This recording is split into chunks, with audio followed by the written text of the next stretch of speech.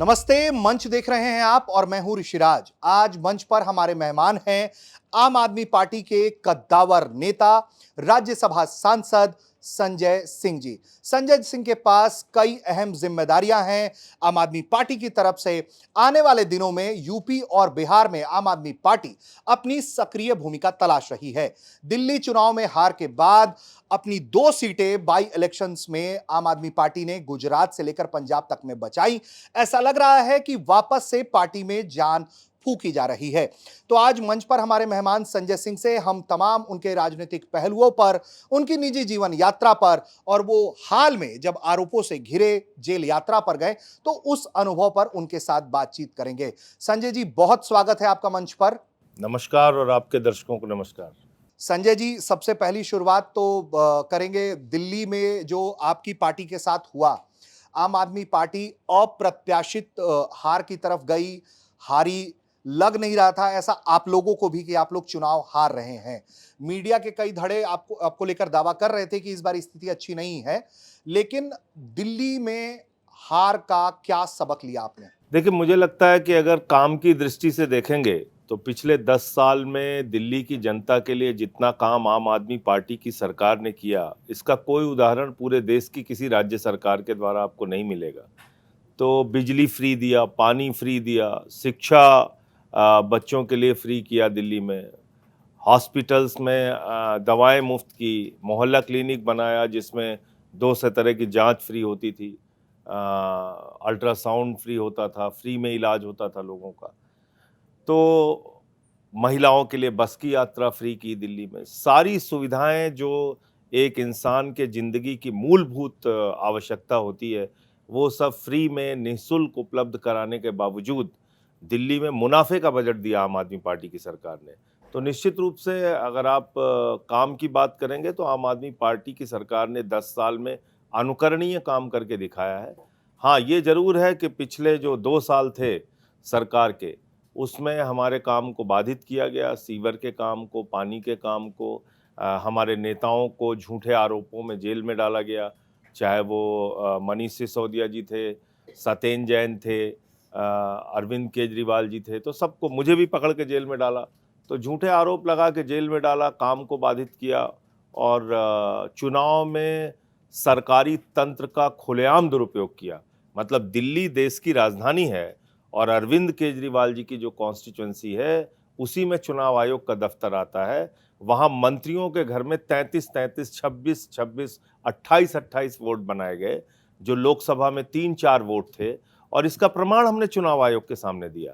कहीं कोई कार्रवाई नहीं हुई, चादरें बांटी गई, पैसे बांटे गए, जूते बांटे गए, क्या क्या नहीं हुआ, किस तरीके से धन का और बाहुबल का इस्तेमाल और सरकारी तंत्र का इस्तेमाल दिल्ली चुनाव को जीतने के लिए भारतीय जनता पार्टी ने किया, ये खुलेआम सबने देखा। तो इस सब कारण से आम आदमी पार्टी को हार का सामना करना पड़ा। संजय जी, दिल्ली चुनाव को लेकर जिस तरह का प्रचार बीजेपी का रहा और जिस तरह के आरोप आपके हैं, उसको देखकर ऐसा लगता है कि जो कैंपेनिंग स्टाइल आपकी शुरुआती दौर में रही शीला दीक्षित जी के खिलाफ, ऐसा नहीं था कि शीला दीक्षित ने काम नहीं किया था, दिल्ली के अंदर समस्याएं थीं, लेकिन काम उन्होंने भी किया था। लेकिन जो पॉलिटिकल एलिगेशंस था, वो कहीं ना कहीं उनको भरपूर तरीके से डैमेज कर गया। वही दवाई आम आदमी पार्टी को 10 सालों के बाद बीजेपी ने चखा दी। आप भी यही मानते हैं? देखिए, झूठे आरोपों का तो आप क्या जवाब दे सकते हैं जब बेबुनियाद आरोप लगाने हैं। जैसे एक्साइज पॉलिसी को लेके इन्होंने जो आरोप लगाए, उसका कोई प्रमाण नहीं। किसी के घर से कोई पैसे की बरामदगी नहीं हुई, किसी के घर से कोई सोना, कोई गहना, कोई जायदाद के कागजात नहीं मिले, कोई फ्लैट, कोई बंगला नहीं मिला किसी का। लेकिन उसके बावजूद सबके ऊपर बड़े बड़े पहाड़ों जैसे मनगढ़ंत आरोप लगाए गए भ्रष्टाचार के, जेल में डाल दिया गया झूठे आरोप लगा के। तो मुझे लगता है कि अगर आपको झूठा आरोप लगा के, बेबुनियाद आरोप लगा के आपकी सरकार को काम करने नहीं दिया जाएगा, तो ये तो एक लोकतंत्र की हत्या करने जैसा काम है।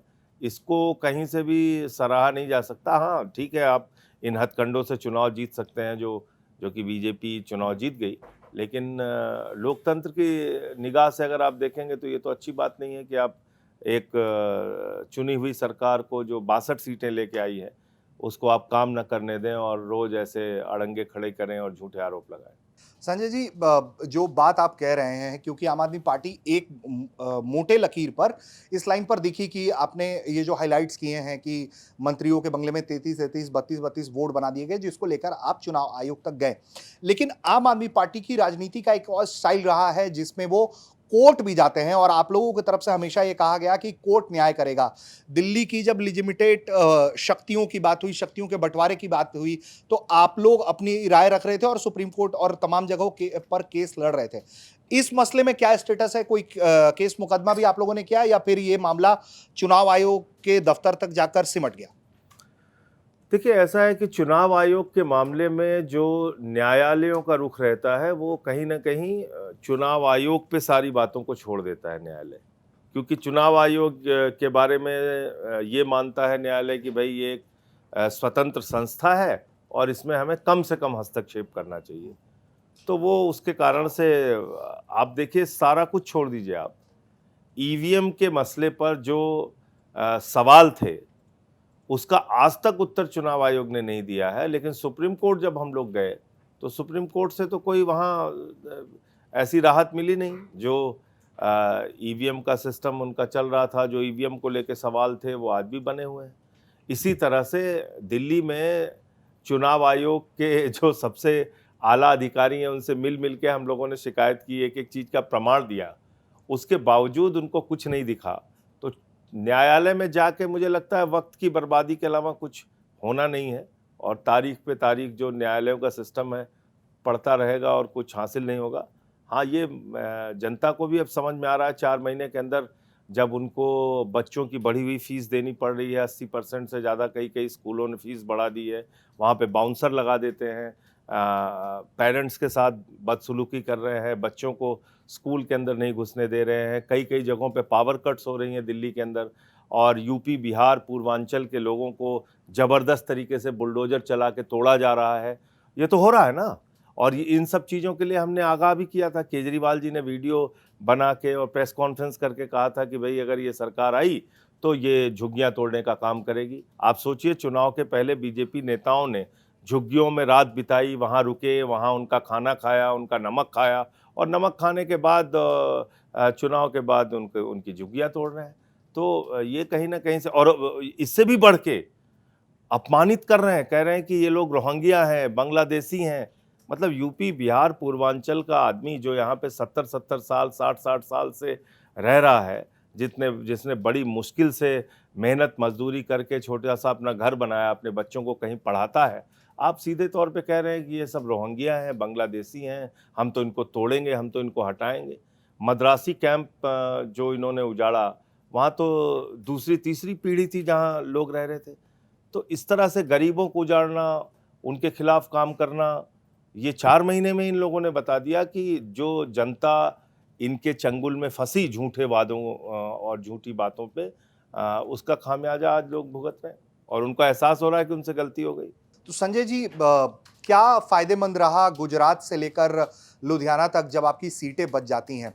आम आदमी पार्टी ने बहुत बड़े नेताओं को नहीं उतारा ग्राउंड पर, इस वजह से वो सीटें रिटेन हुई। अरविंद केजरीवाल बैक सीट पर बैठे रहे, इसलिए फायदा हुआ। नहीं, मुझे या लगता है कि आपको फिर शायद जानकारी नहीं है, क्योंकि अरविंद केजरीवाल इस दोनों चुनाव में ज़बरदस्त तरीके से कैंपेन में शामिल रहे, और उन्होंने खूब सभाएं की, खूब रोड शो किए, और स्वयं से जाके सारे कैंपेन की अगुवाई की। तो इसमें सारी लीडरशिप शामिल रही, और इसमें हमें कोई शर्म भी नहीं है कि बाय इलेक्शन छोटा चुनाव होता है और उसमें हमारे बड़े नेताओं को नहीं जाना चाहिए। बिल्कुल जाना चाहिए, और गए। तो इसलिए इन दोनों जगहों पे जो सफलता मिली वो केजरीवाल जी के साथ पूरी टीम लगी, और जिसके कारण से ये सफलता मिली। तो संजय जी, यहाँ से नई एनर्जी की तलाश के साथ मामला सिर्फ दिल्ली तक सीमित रहेगा, या इन दिनों जो हम लोग देख रहे हैं संजय सिंह यूपी से लेकर बिहार तक जो सक्रियता है, ये कहाँ-कहाँ तक जाएगी ये एनर्जी? देखिए, ये तो इस देश के लोगों पे डिपेंड करता है। अगर उनको लगता है कि भारतीय जनता पार्टी अच्छी पार्टी है, जाति धर्म की राजनीति और रोज़ झगड़े कराना, और सारे वादों पे झूठ बोलना, जुमला बोलना वो सही है तो बीजेपी का साथ देंगे लोग। और लोगों को लगता है कि आम आदमी पार्टी जो शिक्षा, स्वास्थ्य, बिजली, पानी की बात करती है, लोगों के भविष्य को सुधार सकती है, तो वो हमारा साथ देंगे। हाँ, इस बात का संकेत गुजरात से ज़रूर मिला है, क्योंकि गुजरात में जो सीट हमने जीती है वो कोई मामूली सीट नहीं थी। वहाँ पे हमारे विधायक को इन्होंने तोड़ा था और वहाँ पे बीजेपी की गवर्नमेंट है, बीजेपी की प्रयोगशाला है, नरेंद्र मोदी जी का गृह राज्य है। तो कई परिस्थितियां ऐसी थी वहाँ पे कि जो बीजेपी को हर हाल में फ़ायदा पहुंचा रही थी, लेकिन बावजूद उसके हम 3 गुना ज़्यादा वोट से, जितने अंतर से हम पिछली बार जीते जी, थे हाँ। उससे 3 गुना ज़्यादा अंतर से हम गुजरात जीत के आए हैं। हमने पंजाब में दुगना किया अपना जीत का अंतर पिछली बार की तुलना में। तो निश्चित रूप से ये हम सब के लिए बहुत उत्साहजनक परिणाम है और इसका फ़ायदा आम आदमी पार्टी को मिलेगा। लोगों में भी इस बात का संदेश गया। लेकिन फिर मैं दोहरा रहा हूँ इस बात को कि कुल मिलाकर इस देश के लोगों को तय करना है। अगर उनको लगता है कि बीजेपी ने अपने सारे वादे पूरे किए हैं, 2 करोड़ रोजगार का वादा, 15 लाख का वादा, 15 अगस्त 2022 तक सबको पक्का मकान देने का वादा, काला धन लाने का वादा, डीजल पेट्रोल का दाम कम करने का वादा, महंगाई कम करने का वादा, ये सारे वादे अगर बीजेपी ने पूरे किए हैं तो बीजेपी का साथ देंगे। और अगर ये झगड़े फसाद की लड़ाई से लोग खुश हैं तो हम कुछ कह नहीं सकते, खुश रहें। संजय जी, यूपी और बिहार, यहाँ आपकी सक्रियता इस बात का इशारा करती है कि आप लोग चुनावी तैयारी में हैं। एकला चलो रे या सबका साथ और सभी पार्टियों का विकास, जो आपके लाइक माइंडेड पार्टियां हैं। देखिए, अगर आप चुनावी गठबंधन की बात करेंगे तो निश्चित रूप से जो इंडिया गठबंधन में आम आदमी पार्टी शामिल हुई थी वो सिर्फ लोकसभा चुनाव तक सीमित था।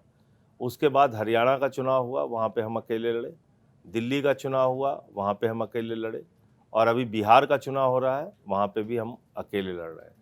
तो अभी जो आम आदमी पार्टी की भूमिका है और जो वर्तमान स्थिति है आम आदमी पार्टी की, हम इंडिया ब्लॉक से अलग अलग राज्यों में अपने संगठन का विस्तार कर रहे हैं और चुनाव में जा रहे हैं। यूपी को लेकर मैं पढ़ रहा था आपके बारे में, पंचायत के चुनाव पर ज्यादा फोकस्ड हैं आप लोग। यूपी में अभी हमने 7 जगहों पे कार्यकर्ताओं का सम्मेलन किया है। अलग अलग प्रांत में यूपी को बांटा गया है आम आदमी पार्टी के सांगठनिक दृष्टि से। और शिविर भी 7 जगहों पे हमने किए हैं कार्यकर्ताओं को प्रशिक्षित करने के लिए। इसके बाद हमारा हर घर संपर्क अभियान शुरू हो रहा है पूरे यूपी में। और हम पहली जो लड़ाई हमारी होगी चुनावी, वो पंचायत के चुनाव में शुरू करेंगे, जो संभवतः फरवरी या मार्च में हाँ। होगी अगले साल। तो हम उसके लिए तैयारी कर रहे हैं। और पिछली बार भी हमें 40 लाख वोट जिला पंचायत के चुनाव में मिला था और 87 सीटें हमारी आई थी। तो उसको लेके ये है कि उसमें आम आदमी पार्टी का प्रदर्शन अच्छा होना चाहिए। संजय, उनमें से कितने लोग अभी तक भी आपकी पार्टी से हैं? कुछ लोग टूटे भी हैं? नहीं, कुछ लोग टूटे भी हैं, लेकिन ज़्यादातर लोग हैं। और कुछ लोग ऐसे भी हैं जो उस समय जब पंचायत का, जिला पंचायत के अध्यक्ष का चुनाव हो रहा था तो वो टूट के हाँ। बीजेपी के सत्ता पक्ष के साथ गए। लेकिन ये हथकंडे जो है, इस पे रोक भी लगनी चाहिए। अगर पंचायत चुनाव में भ्रष्टाचार को ख़त्म करना है तो अभी मैंने एक फैसला देखा था, मतलब मैंने पढ़ा अखबारों में, जो कि जिसकी चर्चा पिछली बार भी थी, कि ब्लॉक प्रमुख के चुनाव और जिला पंचायत अध्यक्ष के चुनाव सीधे जनता से कराया जाए। और अगर ऐसा योगी सरकार करती है तो इस फैसले का आम आदमी पार्टी स्वागत करेगी। हम चाहते हैं कि जिला पंचायत और ब्लॉक प्रमुख के चुनाव सीधे जनता से कराए जाए, जिससे कि जो ये खरीद फरोख्त होती है पंचायत सदस्यों की, बीडीसी मेंबर, जिला पंचायत सदस्यों की, उस पर रोक लगेगी और जो भ्रष्टाचार है वो कहीं ना कहीं खत्म होगा। तो ये काफी आश्चर्यजनक बात है संजय जी कि योगी आदित्यनाथ के सरकार के किसी फैसले के साथ खासकर आप दिख रहे हैं, क्योंकि आपकी अदावत तो बहुत पुरानी है। नहीं, वो अदावत अपनी जगह है और जहाँ कहीं भी वैचारिक रूप से मुझे लगेगा कि बोलना चाहिए या ये लोग गलत कर रहे हैं तो वो बोलेंगे। लेकिन अगर आप कोई ऐसा काम करते हैं जिससे चुनावी व्यवस्था में सुधार होता है तो हम निश्चित रूप से उसका स्वागत करेंगे। हम भी एक राजनीतिक दल हैं, तो अगर उत्तर प्रदेश में हमने देखा पिछली बार ब्लॉक प्रमुख के चुनाव में बीडीसी मेंबर्स को खरीदा गया, जिला पंचायत के चुनाव में जिला पंचायत सदस्यों को खरीदा गया, उनके साथ कई जगह पे बदसलूकी भी की गई।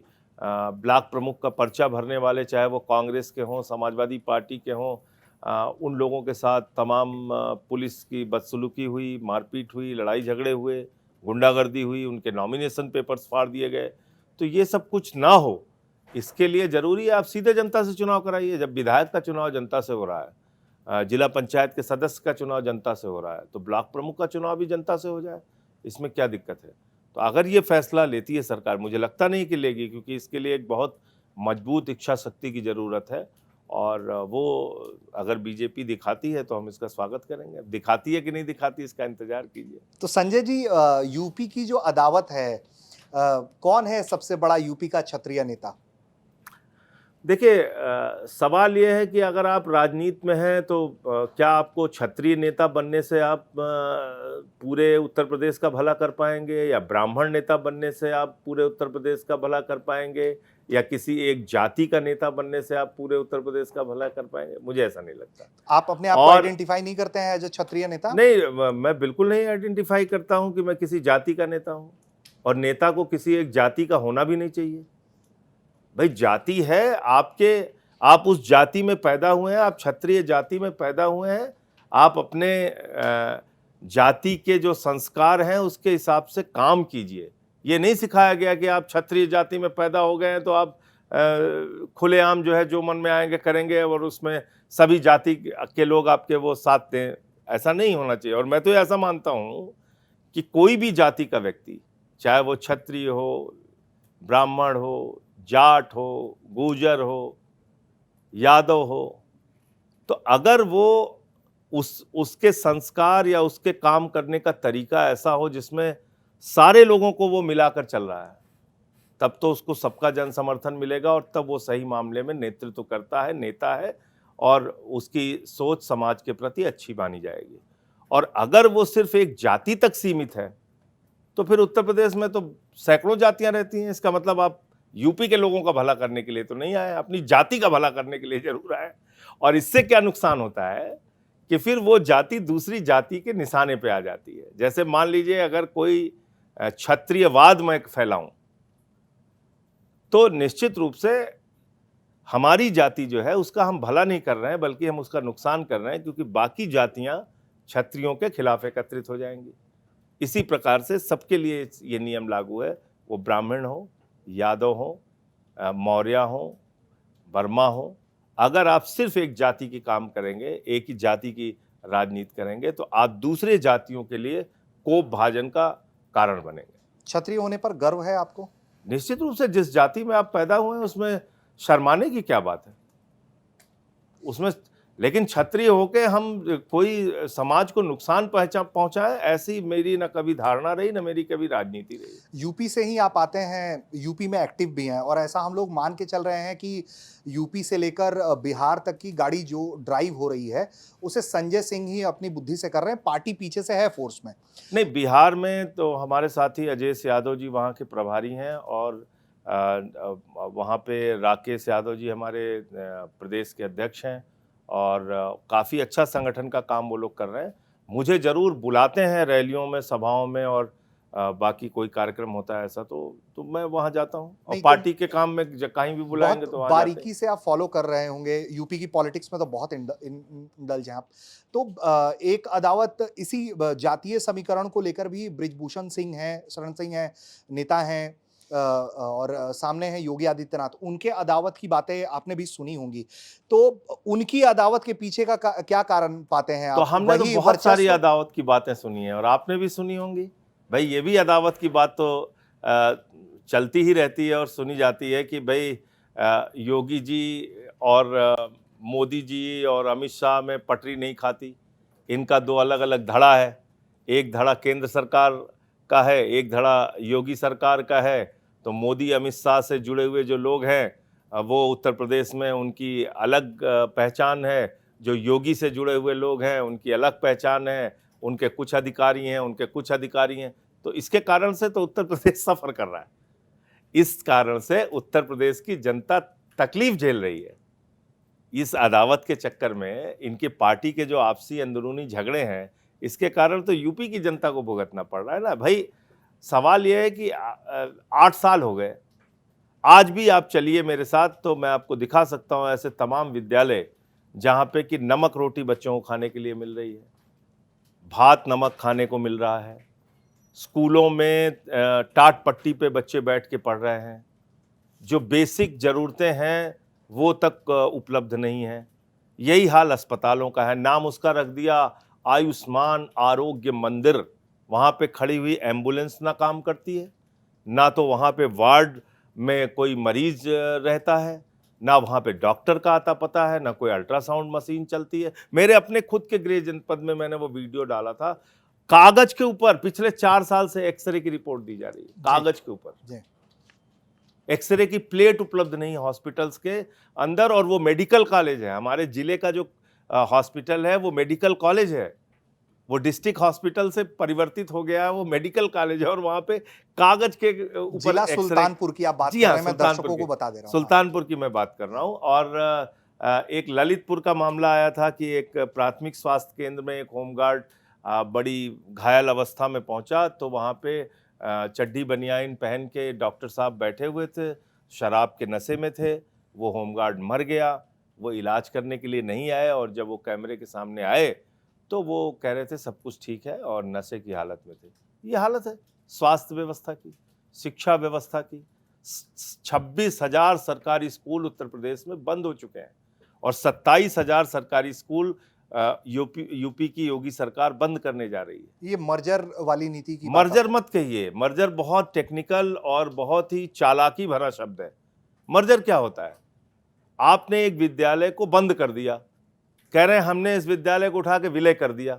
आपका ये ऑफिस है, आपका ये ऑफिस कह दें हम दूसरे ऑफिस में मर्जर कर दें, तो ये ऑफिस तो खत्म कर दिया ना आपने। तो इसी तरीके से मर्जर शब्द का ये चालाकी भरा इस्तेमाल कर रहे हैं। मर्जर का मतलब है वो विद्यालय को खत्म कर रहे हैं। और जो राइट टू एजुकेशन एक्ट हमारा कहता है वो ये कहता है कि बच्चों का विद्यालय 1 किलोमीटर के दायरे में होना चाहिए। आपको बहुत सारे ऐसे विद्यालय में दिखा सकता हूं जहां पे रेलवे, आप मेरठ चलिए मैं दिखा सकता हूं, रेलवे क्रॉसिंग पार करके विद्यालय को विलय किया जा रहा है, यानी कि बंद करके उसको दूसरी जगह किया जाए। अच्छा, आप कहते हैं साहब 50 बच्चे नहीं हो रहे हैं, तो ये आपको शर्म आनी चाहिए कि 50 बच्चे नहीं हो रहे हैं। भाई आपको शर्म आने के बजाय कि 50 बच्चे पूरे नहीं हो रहे हैं हम इसलिए विद्यालय बंद कर रहे हैं, तो आपको शर्म आनी चाहिए। आप वहां पे विद्यालय में बच्चों की संख्या बढ़ाइए। कैसे बच्चों की संख्या बढ़ेगी? वहां पे पंखे हैं नहीं, वहां पे डेस्क बेंच है नहीं, पीने का साफ पानी है नहीं, बच्चों के लिए टॉयलेट है नहीं, मिड डे मील के जो थोड़ा गरीब परिवार के बच्चे हैं जिनको मिड डे मील के स्वार्थ में उनके माँ बाप स्कूल भेजते थे, उसकी हालत आपने ये कर रखी है। कहीं पे नमक रोटी खाने को देते हैं, कहीं दाल में पानी ज़्यादा होता है, ये हालत आपने कर रखी है। तो बच्चों को बढ़ाने के लिए काम कीजिए ना। स्कूल को बंद करना, फिर तो आपकी सरकार काम नहीं कर रही, आप अपनी सरकार बंद कर दीजिए। आपके स्कूल नहीं काम कर रहे हैं, स्कूल बंद कर रहे हैं, आपकी सरकार नहीं काम कर रही, सरकार बंद कर दीजिए। तो अब इन सब चीजों पे तो किसी को गुस्सा आता नहीं, और हम पिछले मार्च से पूरी शिद्दत के साथ जुटे हुए हैं, और मैं दिन रात इसी पे काम कर रहा हूँ, स्कूल पे, अस्पताल पे, इसी की लड़ाई। 2 तारीख को हमारा प्रदर्शन है पूरे यूपी में स्कूलों के सवाल पे कि भाई स्कूल बंद ना किया जाए। हम काले टीके लगा रहे हैं स्कूलों पे कि इस स्कूल पे नजर ना लग जाए योगी सरकार की। तो सवाल ये है कि जिस हिंदू का खून न खौला, खून नहीं वो पानी है। तो मैं कहता हूं इन चीजों पे खून क्यों नहीं खौलता हम लोगों का? भाई उसमें तो ज्यादातर हिंदुओं के बच्चे ही पढ़ने जा रहे हैं ना।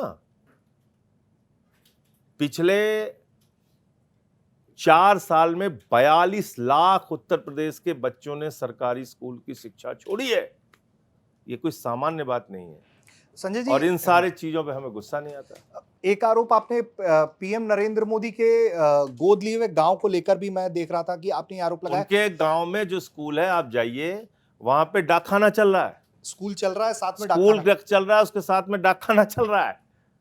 प्रधानमंत्री के द्वारा गोद लिए गांव के सरकारी स्कूल के अंदर डाकखाना चल रहा है। उसकी वीडियो कहिए तो मैं अभी आपको दिखा सकता हूं। तो फुलेरा पंचायत हर जगह चल रही है।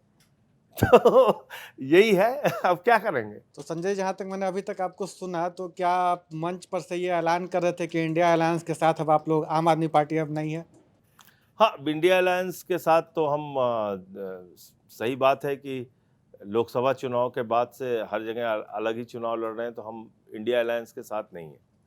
तो आपको नहीं लगता है कि जनता ये सोचेगी कि ये अपॉर्चुनिस्टिक फैसला है कि आप केवल भाजपा को हराने के लिए एक साथ आए और आप लोग का और कोई दूसरा उद्देश्य ही नहीं बचा है? बिल्कुल ऐसा नहीं सोचेगी, क्योंकि लोकसभा चुनाव के मुद्दे अलग होते हैं।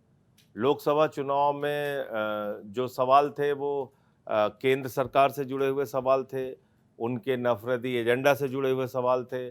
जिस तरह से हिंदुस्तान की आर्थिक नीतियां हैं, आज की तारीख में 200 लाख करोड़ रुपए का कर्जा हिंदुस्तान के ऊपर है। चंद पूंजीपतियों का 3,44,000 करोड़ रुपए सरकार ने माफ़ किया है। एनपीए के नाम पे 12-15 लाख करोड़ रुपए चंद पूंजीपतियों के ख़त्म किए गए हैं बैलेंस शीट से। तो इसलिए मुझे लगता है कि जो केंद्र सरकार से जुड़ा हुआ सवाल था लोकसभा का, उन मुद्दों पे हम सब लोग एक साथ आए थे। लोकतंत्र को ख़त्म किया जा रहा था, अलग अलग राज्य सरकारों को कुचला जा रहा था, संघीय ढांचे को चोट पहुंचाई जा रही थी। दिल्ली के मुख्यमंत्री हों, चाहे झारखंड के मुख्यमंत्री हों, चाहे वो बंगाल की मुख्यमंत्री हों, किसी को काम करने नहीं दिया जा रहा था। तो उन सारे सवालों को लेके हम सब लोग इकट्ठा हुए थे। लेकिन उस वक्त भी आप देखिए कि लोकसभा के चुनाव में जरूर एक गठबंधन बना था, लेकिन राज्यों में कई पार्टियां अलग अलग चुनाव लड़ी। उस समय भी ऐसा हुआ। तो आम आदमी पार्टी फिलहाल इसी भूमिका में है कि हम लोग अपने संगठन का विस्तार कर रहे हैं और अलग चुनाव लड़ रहे हैं। हाँ, लेकिन आप लोग कांग्रेस के साथ तो थे ना। अब कल केजरीवाल कह रहे हैं कि झुग्गी और गरीबों की बात हो तो कांग्रेस बीजेपी एक जैसी पार्टियां हैं। एक साल पहले तक सब गुडी गुडी था, लोकसभा चुनाव साथ लड़ना था, और अब कांग्रेस बीजेपी एक पार्टी हो गई। देखिए, एक एक बात को पकड़ के बात करने से फायदा नहीं है। मुझे लगता है कि अगर आप अलग अलग समय और परिस्थिति को देखेंगे तो निर्णय उस हिसाब से होते हैं। लोकसभा के चुनाव में मुद्दा था देश के लोकतंत्र को बचाने का, लोकसभा चुनाव में मुद्दा था देश के संविधान को बचाने का, और जो खतरे आज भी मौजूद हैं, क्योंकि आज भारतीय जनता पार्टी कह रही है कि जो प्रस्तावना है भारत के संविधान की आत्मा है, उसके धर्मनिरपेक्षता शब्द को और समाजवाद शब्द को हम निकाल के बाहर करना चाहते हैं। इनको धर्मनिरपेक्षता शब्द से आपत्ति है। ये चाहते धर्म के नाम पे देश में झगड़े होते रहें। इनको समाजवाद शब्द से आपत्ति है। आप बताइए, समाजवाद का सिद्धांत क्या है? समाज में गैर बराबरी नहीं होनी चाहिए, ऊंच नीच नहीं होना चाहिए, जाति के नाम पे भेदभाव नहीं होना चाहिए, पूंजीपतियों की सरकारें नहीं होनी चाहिए। तो ये पूंजीवाद को बढ़ावा देना चाहते हैं। तो भारतीय जनता पार्टी की जो नीतियां हैं, आरएसएस की जो नीतियां हैं, वो पूंजीवाद को समर्थन करती हैं। वो समाजवाद के खिलाफ है, गरीबों के खिलाफ है। वो चाहते हैं कथा पढ़ोगे तो मारेंगे, घोड़ी पे चढ़ोगे तो मारेंगे। वो कहते हैं मंदिर में जाओगे तो मारेंगे, चंदन लगाओगे तो मारेंगे। वो तो ऐसी व्यवस्था चाहते हैं देश के अंदर। इस देश के 80% हिंदुओं को तो हिंदू मानते ही नहीं है। तो इसलिए ये जो भेदभाव की व्यवस्था है, उसको वो लोग लागू करना चाहते हैं देश के पैमाने पे। और ऐसे तमाम सवाल, राज्य सरकारों को तोड़ना, गिराना, उन सब मुद्दों पे हम एक हुए थे। लेकिन अगर आप दिल्ली में गरीबों की झुग्गियां उजाड़ने की बात करें तो उसमें केजरीवाल जी ने कुछ भी गलत नहीं कहा। कांग्रेस के समय में भी झुग्गियां उजाड़ी गई थी, अभी भी उजाड़ी जा रही हैं। आपने अभी संविधान का जिक्र किया कि भाजपा को ऐतराज है पंथ निरपेक्षता, समाजवाद जैसे शब्दों से। मैं आपसे ही जुड़ा एक सवाल लेता हूं कि समाजवादी राजनीति के पुरोधाओं के साथ आपकी राजनीतिक यात्रा शुरू होती है। रघु ठाकुर जैसे नेताओं की सरपरस्ती में आप सीखते हैं राजनीति, तो समाजवाद से दूरी हो गई, नई पार्टी की तरफ आप चले गए। तो ये किसने कहा कि समाजवाद से दूरी हो गई? समाजवाद एक मतलब विचारधारा है। सोशलिस्ट विचार आपके अंदर आज भी जिंदा मैं है। लोहियावादी हूँ, आज भी मैं समाजवादी हूँ, आज भी मैं गैर बराबरी के खिलाफ बोलता हूँ और लड़ता हूँ, और इसके तमाम उदाहरण हैं, मुझे बताने की जरूरत नहीं है। ऊंच नीच की व्यवस्था पे मैं बिल्कुल यकीन नहीं रखता, पूंजीवाद की व्यवस्था पे मैं बिल्कुल नहीं। अडानी जैसे लोगों के खिलाफ सबसे ज्यादा मुखर होकर तो मैं बोल रहा हूँ। हम्म।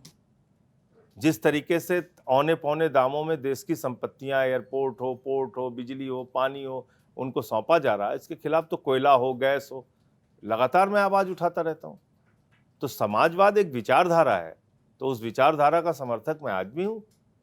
और रघु ठाकुर जी मेरे राजनीतिक गुरु कल भी थे, आज भी थे, आज भी हैं, आगे भी रहेंगे। तो गुरु और बाप बदला थोड़ी जाता है, तो वो अपनी जगह वो बात कायम है आज भी। नहीं, आप कह रहे हैं अडानी का विचारधारा की जी आप अडानी का मुखर विरोध कर रहे हैं आप। राहुल गांधी भी मुखर विरोध कर रहे हैं। अडानी अंबानी कॉरपोरेट के विरोधी आप लोग की एक छवि बन रही है कि आप लोग देश में विकास के खिलाफ हैं, अराजकतावादी हैं। नहीं भाजपा आप लोग को बताइए, अर्बन नक्सल तक कह देती है। ये आप बताइए मुझे कि आपने 3,44,000 करोड़ रुपए 42 कंपनियों का माफ कर दिया, और इसकी लिस्ट मैंने पार्लियामेंट में पढ़ी थी सिलसिलेवार। और अगर अभी किसान का 1,00,000 करोड़ रुपए का कर्जा माफ करने की बात आती है, आप कहते हैं हमारे पास पैसा नहीं है। ये कौन सी पॉलिसी है आपकी? कृषि क्षेत्र जो 70% लोगों को रोजगार देता है इस देश के अंदर, जीवन यापन उनका चलता है 70% लोगों का कृषि क्षेत्र से, आप उस क्षेत्र को बढ़ावा नहीं देना चाहते हैं। वहां अगर कर्ज है तो उनको माफ नहीं करना चाहते। आपने 3,44,000 करोड़ रुपए 42 उद्योगपतियों का माफ कर दिया। आपने एनपीए के नाम पे 15 लाख करोड़ रुपए बैलेंस शीट से हटा दिया। तो ये कौन सी पॉलिसी है? आप नीरव मोदी को 20,000 करोड़ रुपए का कर्जा देते हैं, वो हिंदुस्तान छोड़ के भाग जाता है। 9,000 करोड़ रुपए विजय माल्या लेके भाग जाता है। 6,000 करोड़ रुपए नितिन संदेशा लेके भाग जाता है। 3,000 करोड़ रुपए ललित मोदी लेके भाग जाता है। उनके पासपोर्ट आप जब्त नहीं करते। संजय सिंह के पासपोर्ट आपने जब्त कर रखे हैं, मेरे पासपोर्ट जब्त है। जो हजारों करोड़ के लुटेरे हैं उनको खुली छूट है हिंदुस्तान छोड़ के भागने की, और हम लोगों के पासपोर्ट जब्त है। तो अब आप समझ सकते हैं कि किसके लिए काम कर रहे हैं लोग। तो इसलिए जो समाजवादी विचारधारा है, डॉक्टर लोहिया की जो विचारधारा है, वो क्या कहती है? समता मूलक संपन्नता युक्त समाज की स्थापना है समाजवाद। ये लोकनायक जयप्रकाश नारायण की विचारधारा है, ये आचार्य नरेंद्र देव जी की विचारधारा है, ये राष्ट्रपिता महात्मा गांधी जी की विचारधारा है, ये मधु लिमेज जी की विचारधारा है, ये राजनारायण जी की विचारधारा है, ये डॉक्टर लोहिया का सिद्धांत है। ये उस पर यकीन ही नहीं करते, कह रहे समाजवाद शब्द हटाओ। तो मैं तो कह रहा हूं कि प्रधानमंत्री जी ने इसी संविधान के ऊपर हाथ रख के शपथ ली है। उन्होंने कहा इस संविधान की हम रक्षा करेंगे। अगर वो कह रहे हैं नहीं भाई ये संविधान में गड़बड़ है, इसकी प्रस्तावना बदलनी है, तो उनको इस्तीफा देना चाहिए, उनके मंत्रिमंडल, उनके सांसदों को इस्तीफा देना चाहिए, और इसी मुद्दे पे जनता के बीच में जनादेश लेके आए। अगर उनको लगता है कि समाजवाद और धर्मनिरपेक्षता का शब्द हटा के हम देश का संविधान बनाना चाहते हैं, तो इस्तीफा देके आप इसी मुद्दे पे जनादेश लेके आइए। देखिए क्या है, ये भारतीय झगड़ा पार्टी है, इनको कोई काम नहीं करना है इस देश के लिए, इनको सिर्फ झगड़े कराने हैं। हिंदू का सिख से, हिंदू का मुसलमान से, हिंदू का ईसाई से, फिर हिंदू का हिंदू से, जाट का गैर जाट से, मराठा का गैर मराठा से। इनको सिर्फ देश भर में माहौल खराब करके, झगड़ा करा के, और अपने चुनाव की राजनीति। अभी क्या है, चुनाव आयोग का एक तुगलकी फरमान आ गया, कह रहे हैं अपना भी जन्म प्रमाण पत्र दो, अपने माँ बाप का भी जन्म प्रमाण पत्र दो, तब आपका नाम मतदाता सूची में दर्ज होगा। ये क्या है भाई? आप पूरे देश में एनआरसी लागू कर रहे हैं। कहां से लाएगा कोई आदमी अपने माँ बाप के जन्म प्रमाण पत्र, और 1 महीने के अंदर लेके आओ? तो सवाल ये है कि अगर इन बातों पे इनके खिलाफ बोला नहीं जाएगा, इनसे सवाल नहीं पूछे जाएंगे, तो जैसे जो कुछ भी आज है ये और बदतर होगा, इससे बेहतर तो नहीं होगा। अच्छा, आपने लोहिया जी का नाम लिया, तमाम समाजवादी दिग्गजों का नाम लिया। समाजवादी दिग्गजों के नाम पर एक राजनीति उत्तर प्रदेश में अखिलेश यादव भी करते हैं, समाजवादी पार्टी भी करती है। अखिलेश यादव से कैसे आपके संबंध हैं? अखिलेश यादव जी से अच्छे संबंध है, उसमें कोई छिपी बात थोड़ी, उन्होंने तो आके दिल्ली में प्रचार भी किया था आम आदमी पार्टी की। तो 2027 में आप लोग साथ में लड़ेंगे क्या यूपी? अभी मैं जो हमारी पार्टी ने मुझे आदेश दिया है मैं उतना ही काम कर रहा हूँ। मुझे आदेश है कि आप जाकर मेहनत कीजिए, अपना संगठन उत्तर प्रदेश में खड़ा कीजिए और पंचायत का चुनाव मजबूती से लड़िए। उसके बाद हम सब लोग बैठेंगे और तब आगे के बारे में तय करेंगे। तो इसलिए अभी उस पर मैं कोई प्रतिक्रिया नहीं दे सकता।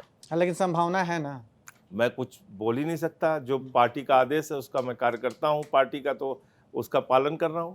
नहीं, सबसे नजदीकी चुनाव तो बिहार में है। बिहार में क्या संभावना है इंडिया अलायंस के साथ लड़ने की? नहीं, मिलकर। बिहार में तो हम देखिए क्या है, बिहार में हमारी पार्टी का अब निर्णय हो चुका है। वहाँ पे सारी सीटों पे हम लोग कोशिश करेंगे कि चुनाव लड़ें। चलिए, एक सवाल अभी आपने कहा, देखिए राजनीति प्रतीक से की जाती है, हम लोग भी समझते हैं। आपने यूपी के संदर्भ में कहा कि सरकारी स्कूलों को बचाने के लिए जैसे भाजपा ने एक ऑपरेशन सिंदूर का नारा दिया, आप ऑपरेशन काला टीका चला रहे हैं।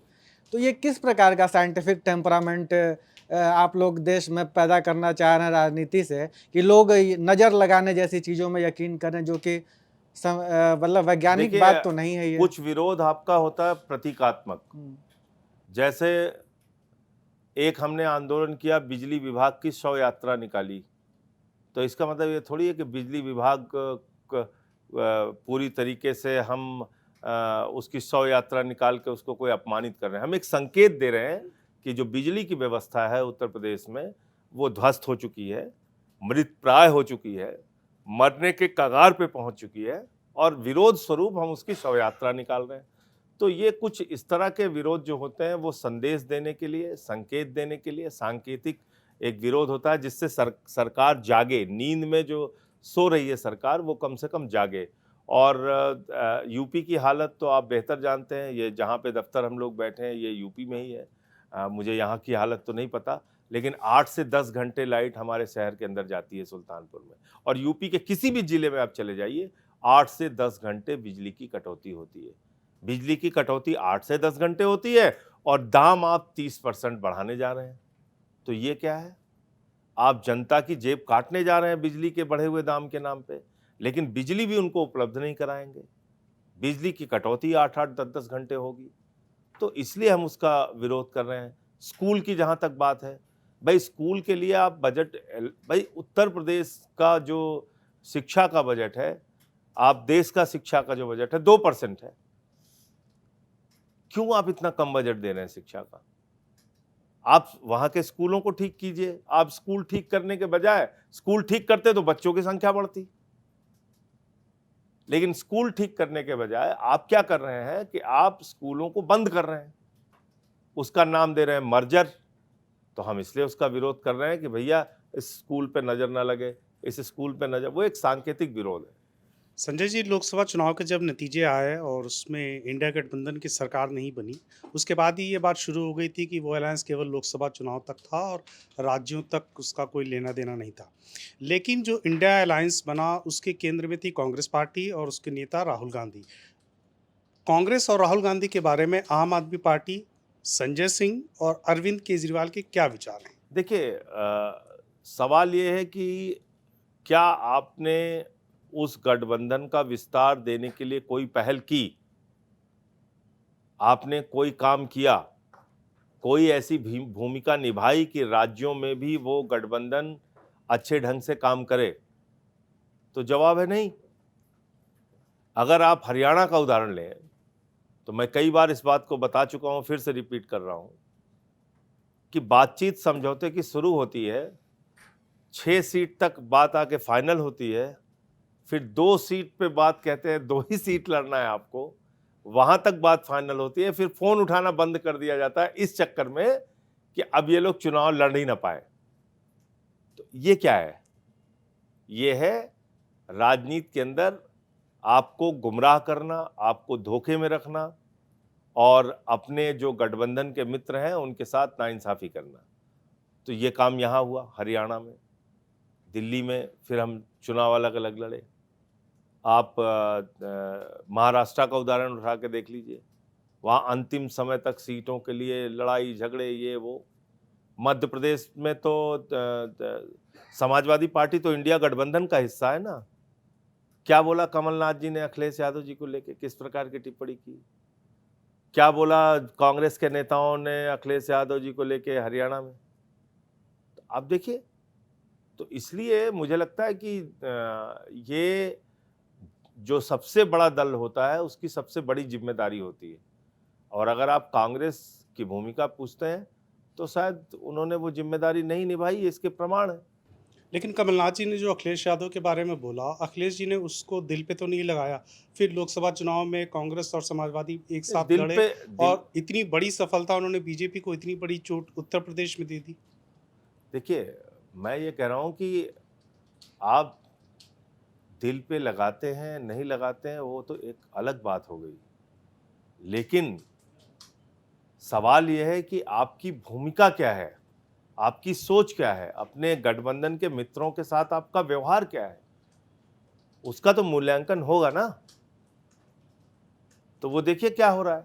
तो इसके लिए राहुल गांधी दोषी हैं? क्या उनकी सोच, उनकी भूमिका में कहीं कोई कमी है, या पार्टी के जो नेता जो नेगोशिएशंस में इन्वॉल्व हैं उनकी देखिए, तरफ से कोई चूक हुई है? लीडरशिप और कांग्रेस पार्टी दोनों की जिम्मेदारी है, दोनों को देखना चाहिए। अब या तो इनकी चलती नहीं, इनकी सुनी नहीं जाती, क्योंकि राहुल गांधी ने गुजरात में कहा भाई हमारे अंदर बीजेपी वाले आ गए, तो ये भी बात है। क्या आम आदमी पार्टी के भीतर कांग्रेस और राहुल गांधी को लेकर कोई हार्ड लाइन या सॉफ्ट लाइन है? संजय सिंह जब इंडिया गठबंधन था तब संजय सिंह कांग्रेस के आसपास बहुत दिख रहे थे। अरविंद केजरीवाल, मनीष सिसोदिया उस तरह से कभी भी साथ मंच पर नहीं दिखे। मैं आपको एक बात बहुत स्पष्ट कर दूं कि भारतीय जनता पार्टी की नीतियों के खिलाफ जब जब जरूरत पड़ी है विपक्ष के साथ मिलकर हमने आवाज उठाई है, उसमें कहीं पीछे नहीं रहे। लेकिन जब आप चुनावी राजनीति की बात करेंगे तो चुनावी राजनीति में मैं फिर दोहरा रहा हूं, लोकसभा चुनाव के मुद्दे अलग थे और इंडिया गठबंधन उस चुनाव के लिए बना था और उसमें हम हिस्सेदारी थे, हमारी हिस्सेदारी थी, हम उसमें गठबंधन में थे। उसके बाद राज्यों के चुनाव के लिए हम अलग अलग लड़ रहे हैं हर जगह। पंजाब में जो बाई इलेक्शन हुआ लुधियाना है, उस समय ये बड़ी चर्चा थी कि अगर आम आदमी पार्टी की जीत हो जाएगी तो राज्यसभा पहुंच जाएंगे अरविंद केजरीवाल। फिर उन्होंने प्रेस कॉन्फ्रेंस करके अचानक से मना कर दिया। तो क्या उनको केंद्र की राजनीति करनी ही नहीं है, या मतलब क्या स्ट्रेटेजी थी इसके पीछे? देखिए, अरविंद केजरीवाल केंद्र की राजनीति को उस वक्त भी प्रभावित कर रहे थे जब वो किसी भी पद पे नहीं थे। इंडिया अगेंस्ट करप्शन के नेता के तौर पे जब उन्होंने जंतर मंतर पे और रामलीला मैदान में अन्ना जी के साथ मिलकर आंदोलन शुरू किया था, तब भी इतना प्रभाव था कि जो बात वो बोलते थे, कहते थे, उस पर केंद्र की सरकार को जवाब देना पड़ता था। तो ये कहना कि अरविंद केजरीवाल की कोई केंद्रीय भूमिका नहीं है, गलत होगा। और जो भी कोई राष्ट्र के बड़े मसले आएंगे उस पर आगे भी बोलेंगे और बोलते रहते हैं, कोई इसमें दो राय नहीं है। अब लुधियाना चुनाव को के दौरान विपक्ष के लोगों ने क्या मुद्दा बनाया, देखो देखो ये तो इस्तीफा इसलिए दिलाया, मतलब ये चुनाव संजीव अरोड़ा जी इसलिए लड़ रहे हैं कि केजरीवाल जी राज्यसभा जाना चाहते हैं। तो पूरा विपक्ष उसी पे लगा रहा। चुनाव जीती आम आदमी पार्टी, उसके बाद केजरीवाल जी ने स्पष्ट कर दिया कि हमारी ऐसी कोई मंशा नहीं है। अगर सारी लड़ाई बीजेपी के खिलाफ और नरेंद्र मोदी के खिलाफ ही है, तो एक बार फिर ये सवाल कि विपक्ष की तरफ से चैलेंज देने के लिए कौन फेस है? क्या राहुल गांधी, क्या अरविंद केजरीवाल, ममता बनर्जी? देखिए, 2004 में कोई फेस नहीं था विपक्ष का। 2004 में कोई नहीं जान रहा था कि मनमोहन सिंह जी देश के प्रधानमंत्री बनने जा रहे हैं, और पूरे देश में चुनाव हुआ और भारतीय जनता पार्टी हारी। तब ये लोग 350 सीट मान के चल रहे थे, फील गुड फैक्टर का नारा दिया था, और पूरी बीजेपी कह रही थी कि जो है फील गुड फैक्टर है और हम लोग 350 सीटें चलेंगे, जीतेंगे। अब वो पता चला कि फील गुड फैक्टर के बजाय आलू गन्ना ट्रैक्टर चल गया उसमें, तो निपट गए वो। तो इसलिए मुझे लगता है कि लोकतंत्र में जनता मालिक होती है, वो समय समय पे जवाब देती है।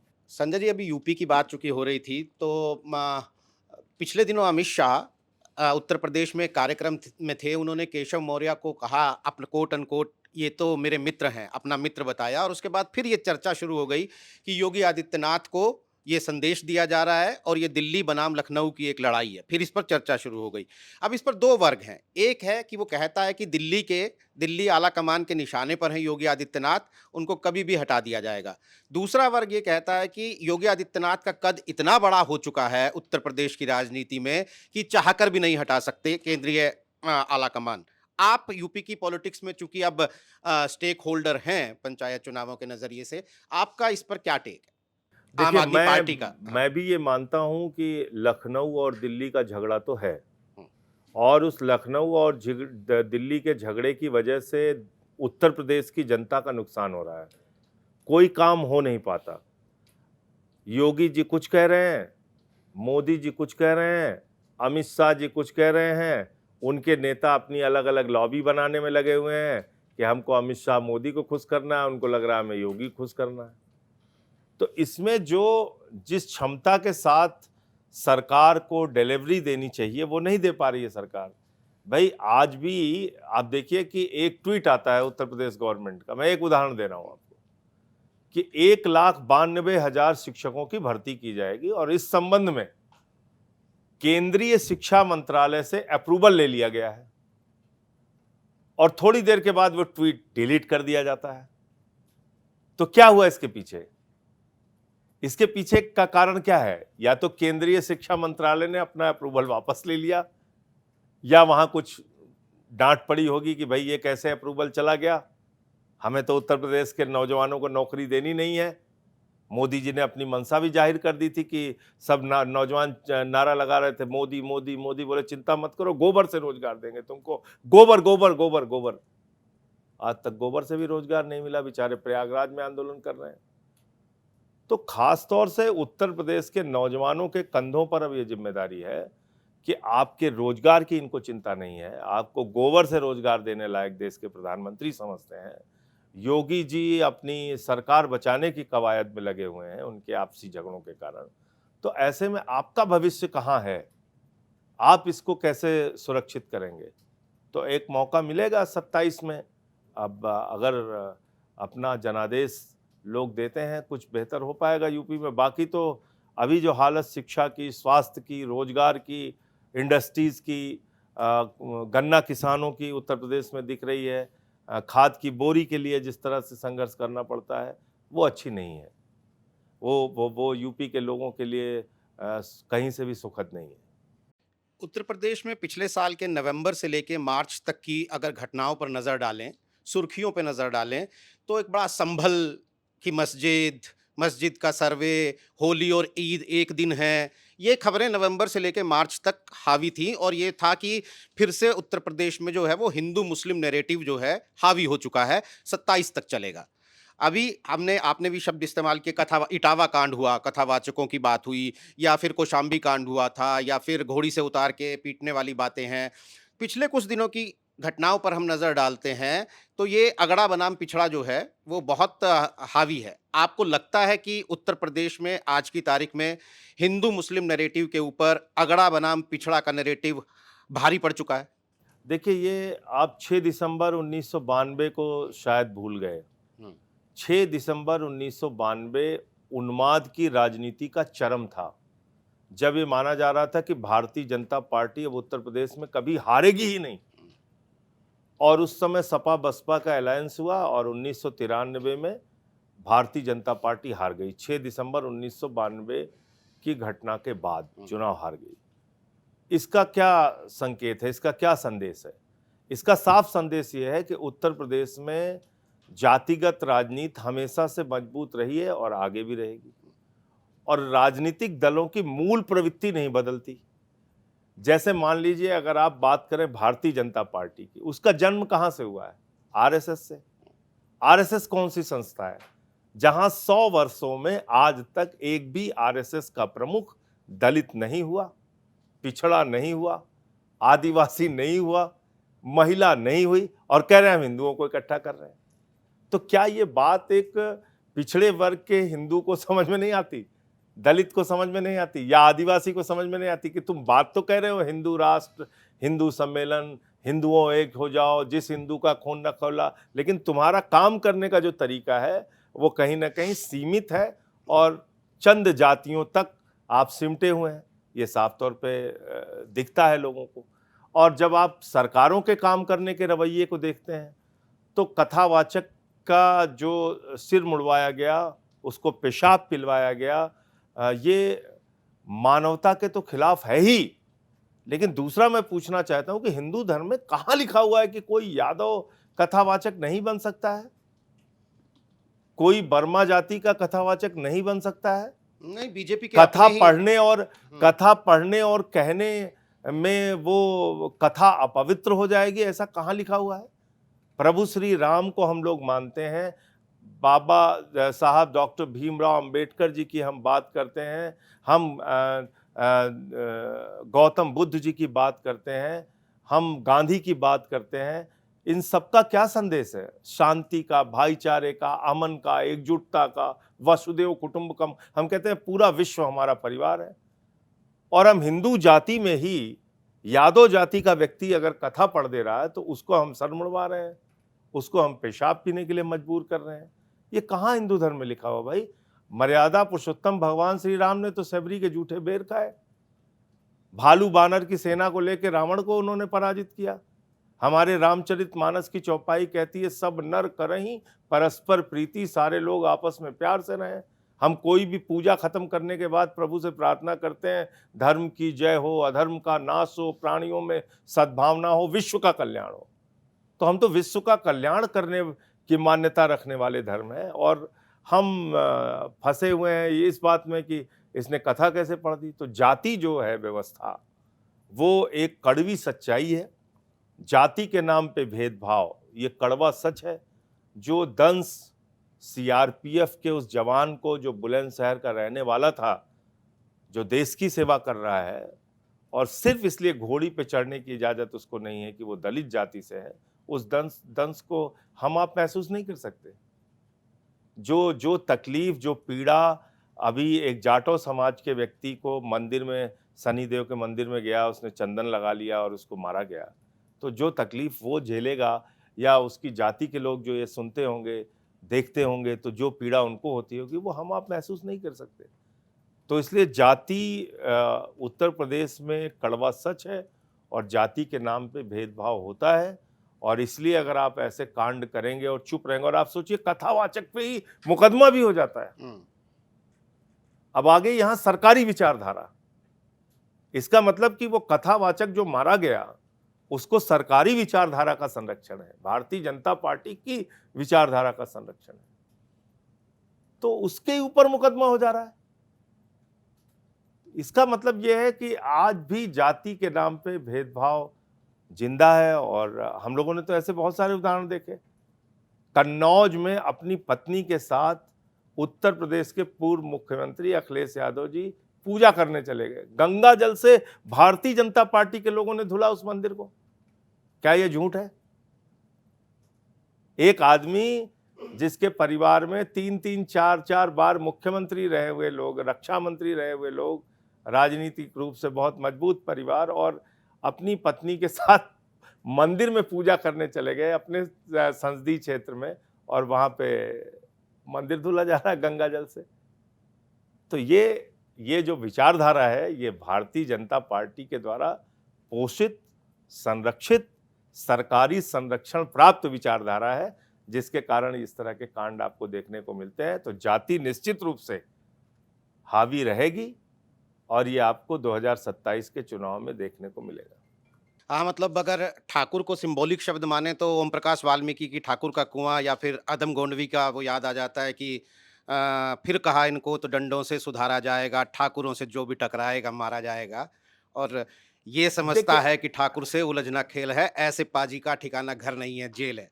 तो कथावाचकों पे जो एफआईआर हुई तो ये याद आ जाती है। नहीं, मुझे लगता है कि इसमें सरकारी संरक्षण के बगैर ये संभव नहीं था। और दूसरी बात यह है कि एक तो ये है समाज के अंदर ये भेदभाव की विचारधारा मौजूद है, एक ये सच्चाई है, कड़वा सच है। दूसरा ये है कि इसको सुधारने के लिए जो प्रयास होना चाहिए, जैसे डॉक्टर लोहिया ने कहा कि जाति तोड़ो सम्मेलन हम करेंगे। डॉक्टर लोहिया तो सवर्ण जाति के थे, और उस जाति तोड़ो सम्मेलन में उनके साथ कौन शामिल हुए उस समय के नेता? वो मधुलिमय जी थे, वो जार साहब थे, वो जनेश्वर मिश्रा जी थे, रघु ठाकुर जी थे, राजनारायण जी थे। राजनारायण जी भूमियार जाति से आते हैं। वो अपने साथ दलितों को लेके काशी के मंदिर में प्रवेश कर रहे थे, तो उनको लाठियों से पीट के लहूलुहान कर दिया गया। ये तो इतिहास के पन्नों में दर्ज सच्चाई है ना। मंडल कमीशन तो राजपूत अब आप प्रधानमंत्री मंडल ने लागू कमीशन किया की है। बात करें, हिंदू मुसलमान की जब आप बात करते हैं, तो मैं ये पूछता हूं कि भैया मंडल कमीशन का जो आरक्षण था 27% ओबीसी को, उसका किस मुसलमान ने विरोध किया? बताइए ना। कौन सा मुसलमान सड़कों पे आया और उसने कहा कि भाई ये 27% पिछड़ों को आरक्षण नहीं मिलना चाहिए? नहीं है।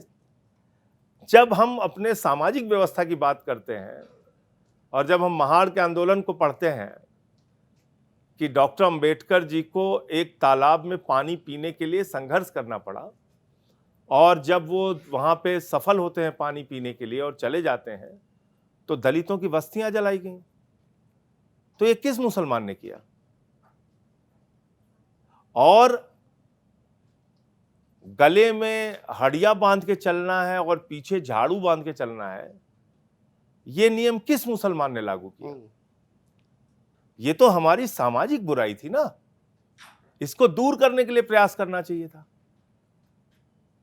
तो आज भी ऐसे ही भारतीय जनता पार्टी के नेता आपको मिल जाएंगे जो इस तरह की विचारधारा को समर्थन करते हैं, खुलेआम समर्थन करते हैं। भागवत साहब ने तो 15 में कहा भी था कि आरक्षण की समीक्षा होनी चाहिए और उसको खत्म करने पे विचार होना चाहिए। तो अभी ये समाजवाद से इनको तकलीफ है। समाजवाद क्या है? समाजवाद इसी गैर बराबरी की व्यवस्था को खत्म करने का एक माध्यम है, एक सिद्धांत है। अब वो कह रहे हैं नहीं, गैर बराबरी तो होनी चाहिए, जाति के नाम पे भेदभाव तो होना ही चाहिए। और खुद मैं फिर दोहरा रहा हूं, 100 साल में एक भी आरएसएस का प्रमुख दलित, पिछड़ा, आदिवासी, महिला नहीं बना। तो आप किसका नेतृत्व कर रहे हैं? आप बताइए, आप किसका नेतृत्व कर रहे हैं? आप इस देश के हिंदुओं का नेतृत्व कर नहीं रहे। एक बात और कि लुधियाना उपचुनाव में जीत के बाद अरविंद केजरीवाल ने कहा कि मैं राज्यसभा में नहीं जा रहा हूं, तो ये हेडलाइन तो यही छपी कि अरविंद केजरीवाल ने कहा मैं राज्यसभा नहीं जा रहा हूं। लेकिन पूरी बात ये थी कि पॉलिटिकल अफेयर्स कमेटी चुनेगी कि राज्यसभा किसे जाना है।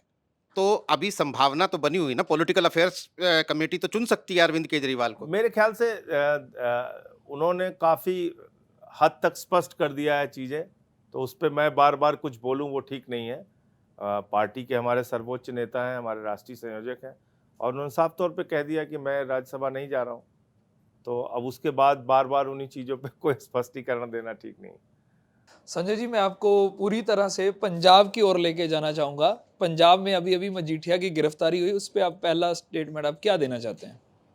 देखिए, उसके खिलाफ बहुत सारे प्रमाण हैं जो ये बताते हैं कि ड्रग्स का धंधा जब मजीठिया मंत्री था तो खुलेआम वहाँ पे चला, और ड्रग्स का धंधा करने वालों को संरक्षण दिया गया। पंजाब वो राज्य है, 17 के पहले मैं वहाँ पे प्रभारी था, वहाँ नौजवानों की मौत हुई, स्कूल में पढ़ने वाले बच्चों की मौत हुई, किसानों की मौत हुई।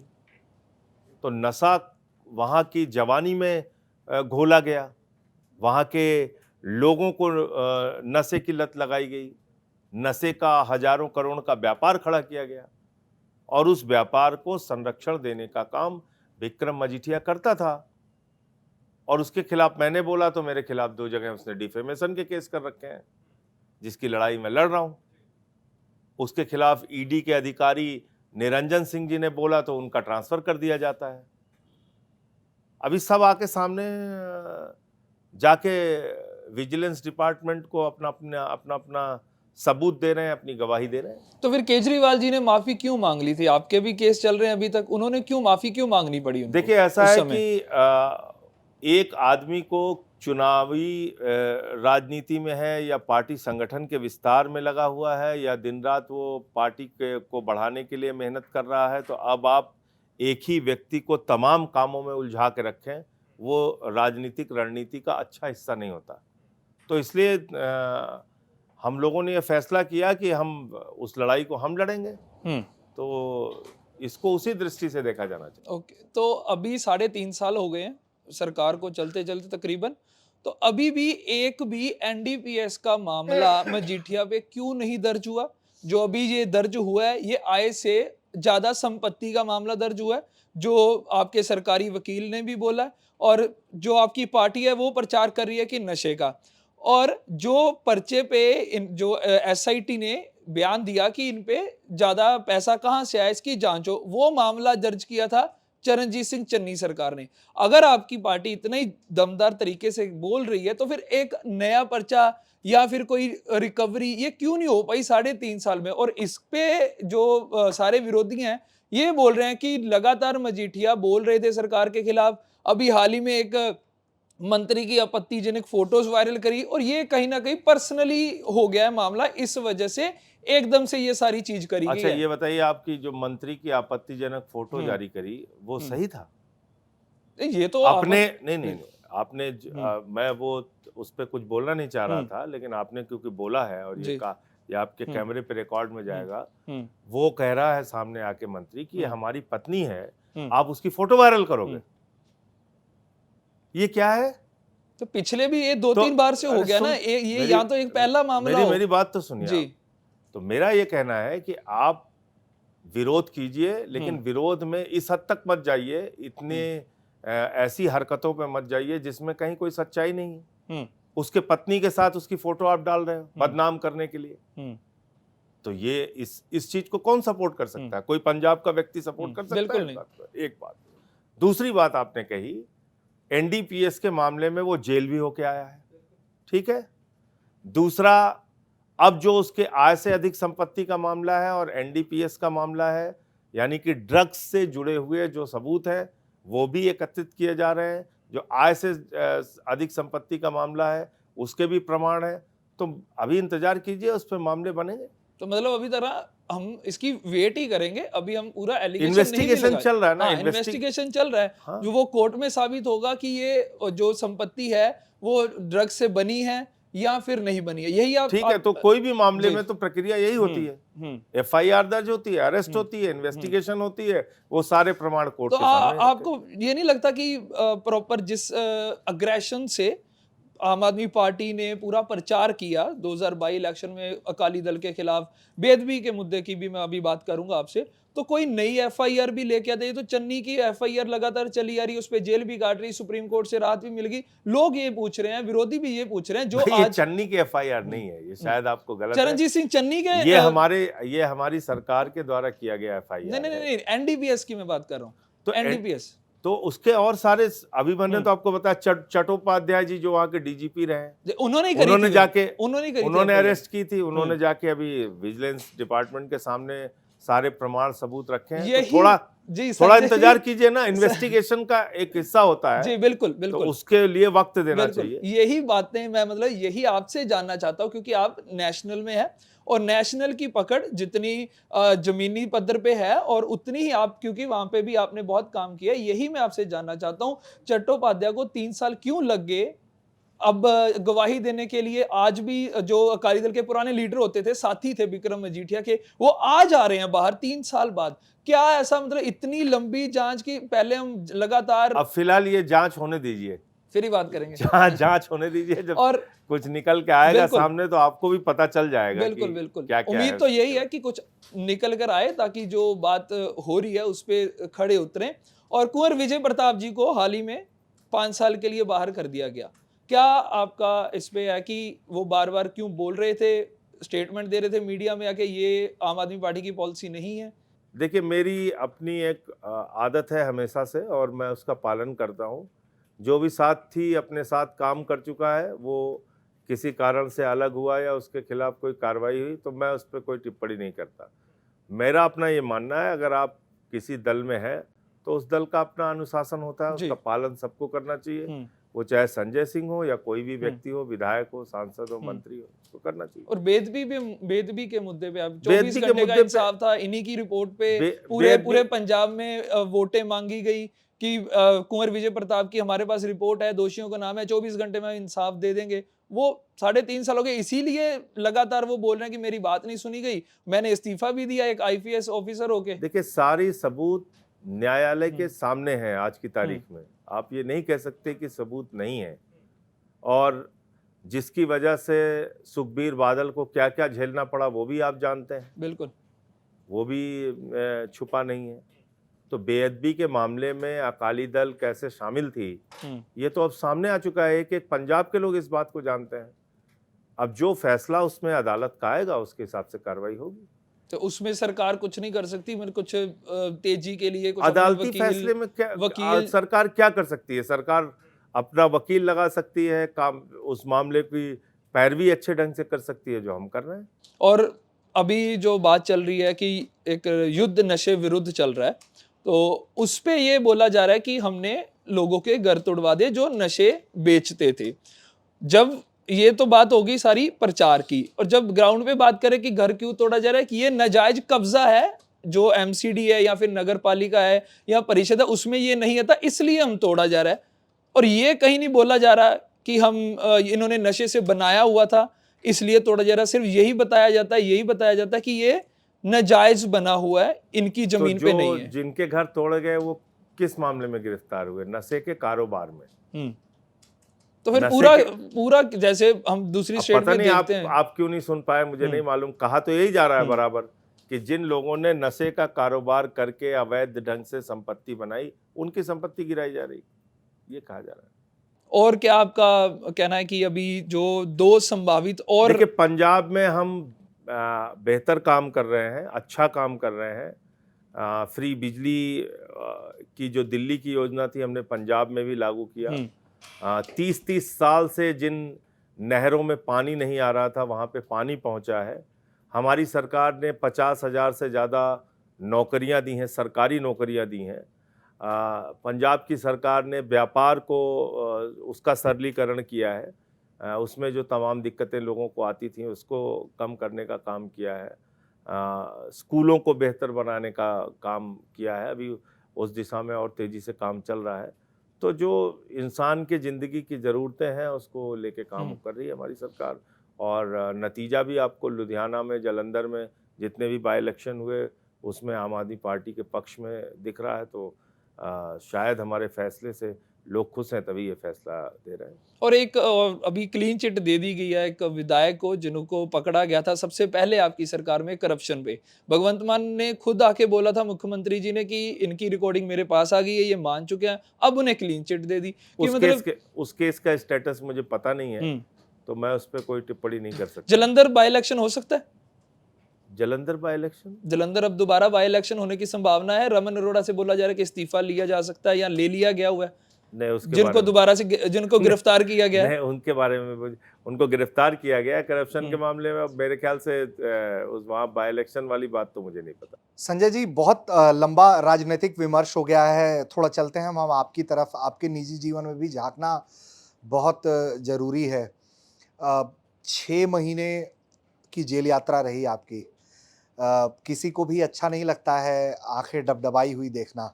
नेता जब आमतौर पर नेता के आंसुओं को नकली आंसू ही माना जाता है, पब्लिक परसेप्शन यही है। लेकिन आपके आंखों से जब आंसू निकले तो वो असली आंसू थे या वाकई में कुछ? नहीं, आंसू कब निकले? डबडबाई आंखें देखी हमने आपकी। नहीं। देखिए, ऐसा है कि जेल में गया और जेल जाने के बाद 8 दिन मुझे ईडी के लॉकअप में रखा गया। और दूसरे दिन कोर्ट ने क्योंकि आदेश दिया था तो पत्नी को मिलने आना था शाम को 6-6:30 बजे के आसपास, और वकील साहब को भी आना था उसी समय, आधे घंटे का समय था। तो पत्नी ने मुझे बताया कि मेरी गिरफ्तारी के बाद मेरे बच्चे जो है वो रो रहे थे, तो काफ़ी परेशान थे, मेरी बेटी और बेटा मेरा जी। तो मैंने कहा ठीक है, उनको बोलो कि चिंता नहीं करेंगे, और मैं किसी गलत काम में जेल नहीं आया हूँ, क्योंकि मैं सरकार के खिलाफ बोलता रहता हूँ। उनकी नीतियों के खिलाफ बोलता रहता हूँ, उनके दोस्तों के चहेते दोस्तों के खिलाफ बोलता रहता हूँ, इसलिए मुझे जेल में डाला गया है। तो इसलिए कोई उनको चिंता नहीं करनी चाहिए। तो मैंने खैर समझा के भेज दिया उनको, लेकिन फिर रात में मैंने एक चिट्ठी लिखी अपनी बेटी के नाम पे और अपने बेटे के नाम पे, और उसमें मैंने यही लिखा कि बहादुर व्यक्ति की पहचान संकट के वक्त में होती है। वैसे तो सारे लोग भाषण वीर बने रहते हैं, बड़ी बड़ी बातें करते हैं, ऐसे कर देंगे वैसे कर देंगे। तो आज ये मुसीबत का टाइम है, ये संकट का समय है। इसमें ना तो खुद कमज़ोर पड़ना, ना मुझे कमज़ोर पड़ने देना। तो ऐसा पत्र मैंने दूसरे दिन अपनी वाइफ को दिया कि ये आप दे देना उन लोगों को। तो उन्होंने दिया। आपको मैं यहाँ तक बता दूँ कि 15 मिनट की मेरी वीडियो कॉन्फ्रेंसिंग होती थी परिवार वालों के साथ, और उस वीडियो कॉन्फ्रेंसिंग की रिकॉर्डिंग की जाती थी। तिहाड़ जेल में ये नियम है कि जो भी आप अपने घर वालों से बातचीत करेंगे तो उसकी रिकॉर्डिंग होगी। तो मैंने अपने परिवार को यहाँ तक कह रखा था कि ये तक भी मुझसे मत पूछना कि तुम कैसे हो, ये पूछना कि जेल में सब कैसे हैं। तो हमारे परिवार को ये भी पूछने की इजाज़त नहीं थी कि तुम कैसे हो, खाना ठीक से मिल रहा है कि नहीं है, इतनी भी इजाज़त नहीं थी। ये मैंने कह रखा था, किसी और नहीं। क्यों? क्योंकि वो रिकॉर्डिंग अगर सत्ता में बैठे हुए लोग देखते, हमारे परिवार को कमज़ोर देखते, मुझे कमज़ोर देखते, तो शायद उनको खुशी मिलती कि यार ये तो अच्छा काम कर दिया, इसको ठीक ठिकाने पे ला दिया। दूसरा, मैं 24 घंटे सीसीटीवी कैमरे के निगरानी में था। पहले उन्होंने मेरे बाथरूम में भी उसका एंगल कर रखा था। फिर एक दिन मैं सुपरिटेंडेंट के ऑफिस में बैठा हुआ था, मैंने देखा कि बाथरूम की तरफ हमारे जो सेल का जो सीसीटीवी का कैमरा है वो लगा हुआ है। तो मैंने उस पर आपत्ति जताई। मैंने कहा ये क्या बदतमीजी है, क्यों आपने बाथरूम की तरफ क्यों? नहीं सर, वो एंगल कैसे गड़बड़ हो गया होगा, ये होगा। तो ये करीब 1 हफ्ते की बात है, उसके बाद उन्होंने उसको ठीक किया। तो 24 घंटे मैं सीसीटीवी कैमरे की निगरानी में रहता था। उसके बाद शाम को मैं जाता था 1 घंटे, जो वहाँ पे म्यूज़िक के लिए क्लास होती है, वो आराम से वहाँ गाने वाने गाता था। वहाँ पे कबूतर और बत्तख और खरगोश ये सब पाल रखे हैं, मोर वगैरह, तो उनको दाना वाना खिलाने जाता था। वहाँ से आता था तो किताबें पढ़ता था। मैंने गांधी जी के सत्य के प्रयोग की किताब फिर से पढ़ी। मैंने नेल्सन मंडेला जी की जीवनी पूरी पढ़ी। आज़ादी के दीवाने किताब थी, वो पढ़ी। तमाम किताबें मैंने पढ़ी, और एक लंबी थकान थी राजनीति की, तो 6 महीने का जो वक्त मिला, उसमें जब भी वक्त मिलता था आराम से सोता था। टीवी भी देखता था। टीवी कोई ऐसा नहीं था कि मेरे लिए उपलब्ध थी, सारे सेल में वहाँ पे टीवी अलाउड है। तो मेरे जीवन को देख के वहाँ के जेल के अधिकारियों ने मुझे एक दिन बोला कि आप थोड़ा दुखी रहा कीजिए। मैं आपको ये ऑन रिकॉर्ड बात बता रहा हूँ। मुझसे उन्होंने कहा कि आप थोड़ा दुखी रहा कीजिए। मैंने कहा क्यों? बोले नहीं, ऊपर से डांट पड़ती है कि इसको टाइट नहीं कर रहे। तो मैं और जब भी आपने देखा होगा, जब भी जेल से मैं तारीख पे आया, मैंने कुछ ना कुछ सरकार के खिलाफ जरूर बोला। कोई ऐसी मेरी तारीख नहीं थी, या कोई ऐसा मौका नहीं था जब मीडिया ने मेरे सामने कैमरा किया और मैंने कोई दबी या डरी हुई बात की। मैंने हमेशा सरकार के खिलाफ बोला, क्योंकि मेरा मानना था कि यही तो हथियार होते हैं इनके, जेल, लाठी, मुकदमा। अब तय आपको करना है, आप इससे डर के चुप हो जाएंगे या इनके खिलाफ बोलते रहेंगे। तो शायद ये कारण भी रहा कि उनको ये समझ में आ गया कि इस रास्ते से संजय सिंह को झुकाया नहीं जा सकता या इनको कमजोर नहीं किया जा सकता। तो जो भी उनको समझ में आया, फिर मेरी जमानत हुई तो शायद 1-2 दिन मुझे निकलने में लग गया। तो मैं ऐसी खबरें सुनने लगा कि साहब ये बाहर आएंगे और पार्टी तोड़ेंगे और सीएम बनेंगे और फलाना होगा और ढिमका होगा। मैं बड़ा बेचैन हो रहा था अंदर, टीवी पे वो खबरें देख के, कि जिन बातों का ना कोई सिर है, ना पैर है, ना कुछ इसमें सच्चाई है 1%, वो सारे टीवी चैनल पे उसकी बहस चल रही है। तो मैं जब जेल से निकला तो 2 अधिकारी मुझे छोड़ने के लिए बाहर आ रहे थे। तो गेट से जब बाहर आया तो उसमें से एक अधिकारी ने मुझे सैल्यूट किया और कहा कि अब सर आप मेरे बंदी नहीं हैं, आप जो है वो हमारे सांसद हैं। मैंने उसको कहा थैंक यू। तो उसके साथ मैं बढ़ता हुआ आ रहा था तो एक जगह रुक गया वो। कहने लगा सर एक बात आपसे कहनी है। मैंने कहा बताइए। तो कहने लगा कि एक रिक्वेस्ट है आपसे। तो हमने कहा कहिए। तो बोले मोदी के खिलाफ मत बोलिएगा। तो मैंने कहा क्यों? तो कहने लगा देखिए आप बहुत अच्छे आदमी हैं, इतने दिन आपके साथ रहा तो एक लगाव हो गया है, और ये लोग सर ऐसे लोग हैं कि दोबारा आपको जेल में डाल देंगे। अब शायद मेरी उसके साथ हफ्ते 10 दिन की मुलाकात रही होगी, क्योंकि मैं जेल नंबर 2 से जेल नंबर 5 में आया। फिर मैं उसके साथ चलते, मैंने कहा चलो ठीक है। ऐसे बातचीत करते करते करते करते मैं बाहर की तरफ आया। फाइनल गेट जब था उससे बाहर निकलना था, तो वहाँ पे एक लेडी ऑफिसर थी, तो जो पहले 2 नंबर में रह चुकी थी, तो उन्होंने मुझे देखा और उनका जय हिंद सर। तो मैंने उनको जय हिंद बोला। तो फिर उन्होंने मुझे देखा और कहा कि सर झुकना नहीं है।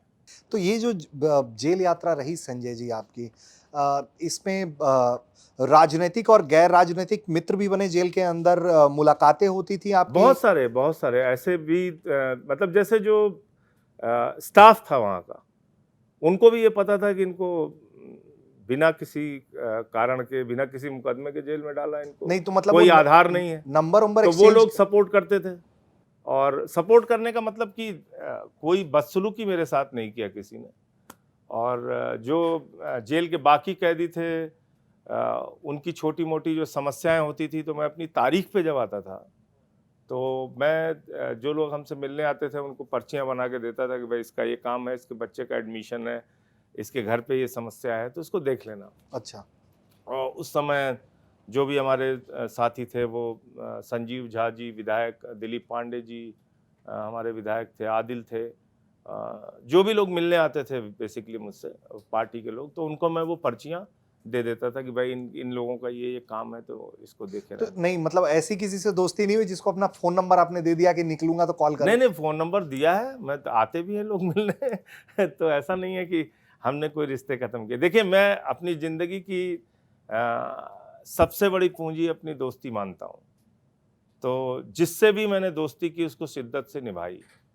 मैंने किसी के साथ कभी दगा नहीं किया, धोखा नहीं किया, और इस बात से मैं संतुष्ट हूँ। कभी जीवन में मुझे कोई परेशानी हुई तो लोगों ने खूब जम के सपोर्ट किया। तो शायद उस रिश्तों के निर्वाह को मैं अच्छा मानता हूँ। तो ऐसे तमाम लोग जो गलत ढंग से फंसाए गए थे या पीड़ित थे, तो तो उनकी जेल मदद में हम लोग जो फिल्म में देखते हैं मोटे मोटे चूहे, बदबूदार नालियां, गंदे शौचालय, नहीं, ऐसे ये सब फालतू की बात है। ये मतलब 2 तरह की जेल है। एक तो ये है कि जिसमें आपको सेपरेट रखा जाता है, और एक ये होता है जिसमें कि 40-50 कैदी एक साथ रहते हैं। तो जिसमें 40-50 कैदी एक साथ रहते हैं उसमें भी टीवी की आपको व्यवस्था होती है, और थोड़ा तकलीफ वहाँ होती है, मतलब आप अपना कूलर लगा सकते हैं, वो सब सारी सुविधाएं हैं। लेकिन ये जो इस तरह से मोटे चूहे और ये सब तो मेरे ख्याल से ऐसा तो मैंने तिहाड़ जेल में तो नहीं देखा। ठीक है। दोस्ती की बात की और संजय जी। जेल में इसके पहले भी जेल की यात्रा मैंने रेडी पटरी वालों के लिए हाँ। 1 हफ्ते सुल्तानपुर में मैं जेल में रहा हूँ, तो जी। वहाँ भी ऐसा कुछ नहीं था।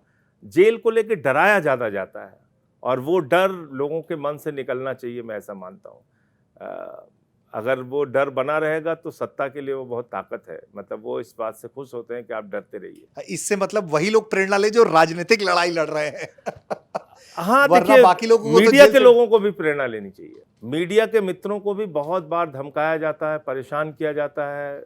शायद आप दिल्ली में बैठे हुए हैं, नोएडा में बैठे हुए हैं, आपको कम तकलीफें होती होंगी, लेकिन जो गांव का रिपोर्टर है कभी उसके बारे में पूछिए। जो जायसवाल था जिसने नमक रोटी की खबर की थी, उसके साथ जी। क्या किया था कलेक्टर ने। जी।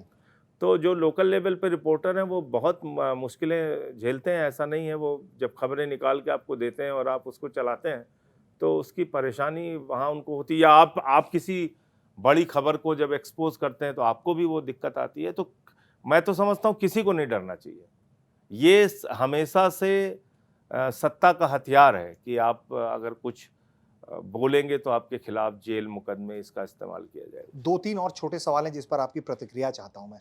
दोस्ती पर आपने बात की, एक दोस्ती हमने इस पार्टी में ही कुमार विश्वास जी, मनीष सिसोदिया जी और अरविंद केजरीवाल के बीच में देखी।